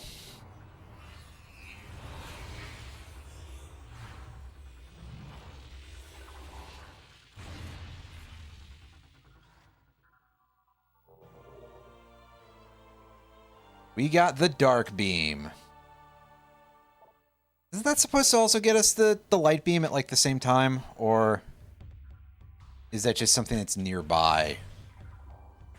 I guess it's just something that's nearby. Well, big oops to me. And indeed, this is basically the equivalent of the Ice Beam, but as you may have been able to ascertain from the new addition to our HUD, this thing has ammunition. And that bothers me on several levels. Yes, just make one of Samus's beam weapons have energy. It'd be like making a Contra game where your guns overheat. That seems a little bit like a strange choice, you know?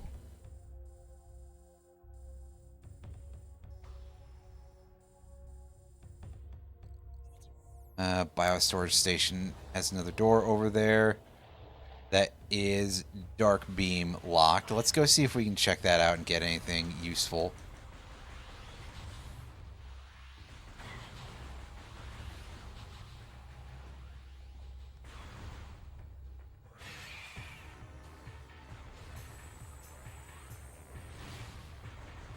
Oh yeah, by the way, since this is the ice beam, I believe it's quite good against Metroids. Just needs a few shots. And yeah, a whole charge beam consumes 5 ammunition. It's a little bit rough. At least in my opinion, but hey. Grab that.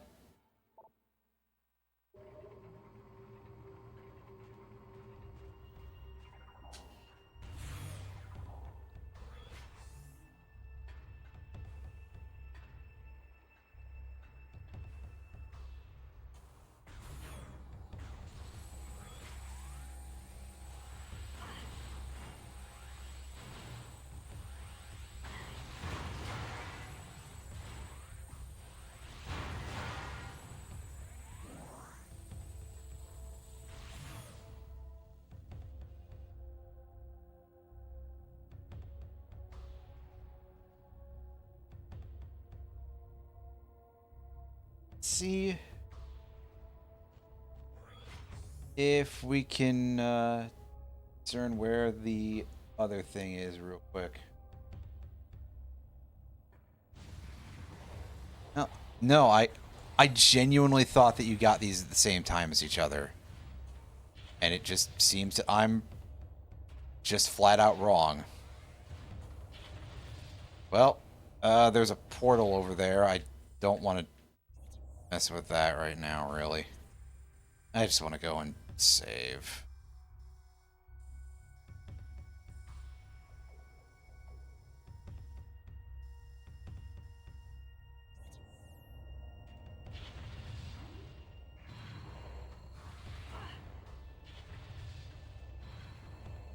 I get hit by.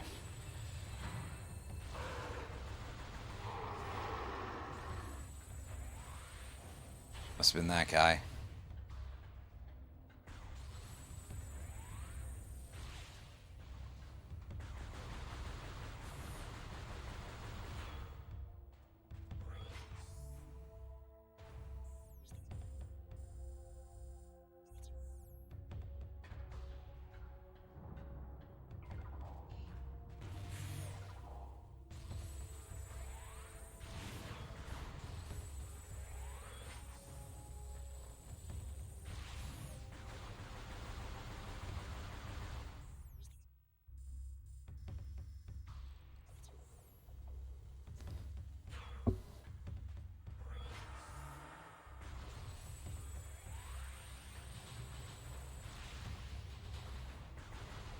Almost there, and yeah, this was a bit of an extended session, but in my defense, I got lost as hell.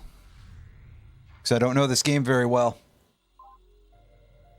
Maybe this is how I ended up with as much time on that save file as I did all those years ago.